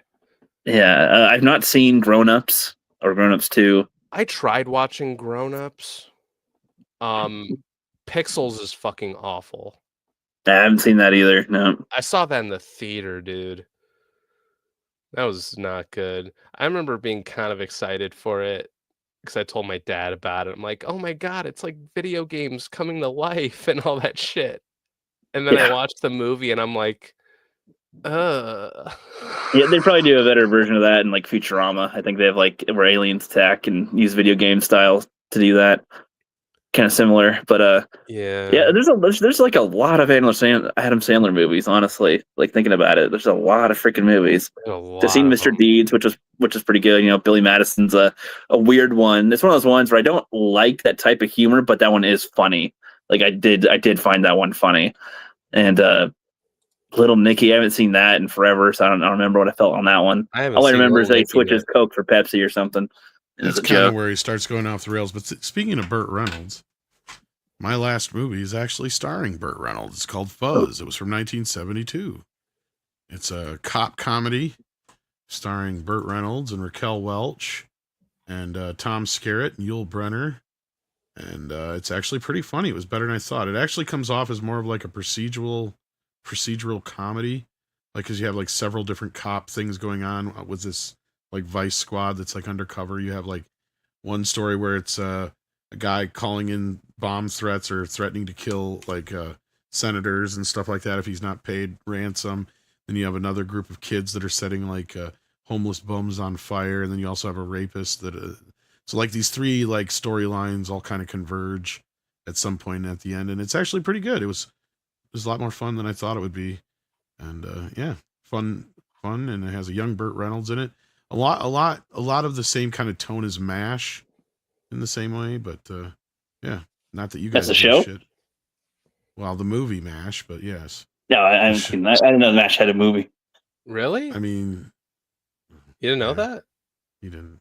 Well, I mean, I know of MASH the show. That was always on like certain channels, like going to my dad's house or something. They'd always be on. Everyone knows the show, but like you didn't know that there was a movie? No. Okay. I just think they make a movie out of literally everything. No, but like I haven't seen the movie, but it was directed by Robert Altman, who is another director you should know of. I don't know. Robert Altman, he directed The Player, Long Kiss Goodbye. Nope. Yeah, the Rookie Critic, everybody. he directed MASH, the movie. Mm. Oh, and he also directed the Robin Williams Popeye. Mm-hmm. I've heard seen some of that one. So check it out if you get a chance, and dude. All right. Cop comedies. Yeah, I've never heard of that movie. That's interesting. It's called Fuzz. Fuzz. Fuzz. I was gonna say I've seen Hot Fuzz. Yeah, Hot Fuzz is good. Yeah, Hot Fuzz is amazing. It's not that kind of a comedy, but it is. No, I bet not. But all right, kids. That's all I got. That's it. All right, that's good. We complete under 3 hours. So that's pretty surprising. We're all back. All back, and Greg came back on for a bit. You had 5 movies. We each had 4. It's like, I feel like when we had like 2 or 3, sometimes we'd like go on for 3 hours. Well, it happens. But next week it should be back on Fanzine's channel, so do check out Fanzine's channel so you can follow up next week. I might not make it because I'm actually going on vacation for about a week. Yeah, so keep that in mind, I've been absent from the will shows for a while, but I'm going to try to be on at least these couple times, especially while Tom's gone. So gotta make up for it. Got to be the heavyweight now. I was gonna say I missed a couple of days too, so I got to make up for some shit too. Yep. So, all right, kids, take care of yourselves and each other. Thank you so much for being here, and we'll see you on what is tomorrow? Tomorrow we have Thursday. Yeah. So I should be on Midnight's Edge After Dark on this channel. So there you go. So check it out. Sweet. And check out these guys' channel. Runner, have you been doing anything lately to consist of a channel? Oh fuck no. Right, I'm sorry. You're not gonna find me on YouTube. Do check out Rookie's channel though. I was thinking about making a Happy Gilmore 2 video. I might, but I feel like I've lost the steam. If I did it when I was more in the moment and with the Twitter reactions and stuff, I probably would have had more energy too. But now I don't really feel like it as much. But I am getting the up and up with it because I'm filming more stuff lately. So I'm getting back in the YouTube mindset. So I might have some stuff up soon. All right, so check it out. And of course, do check out Fanzine. Until next time, take care of yourselves and each other. Hell yeah.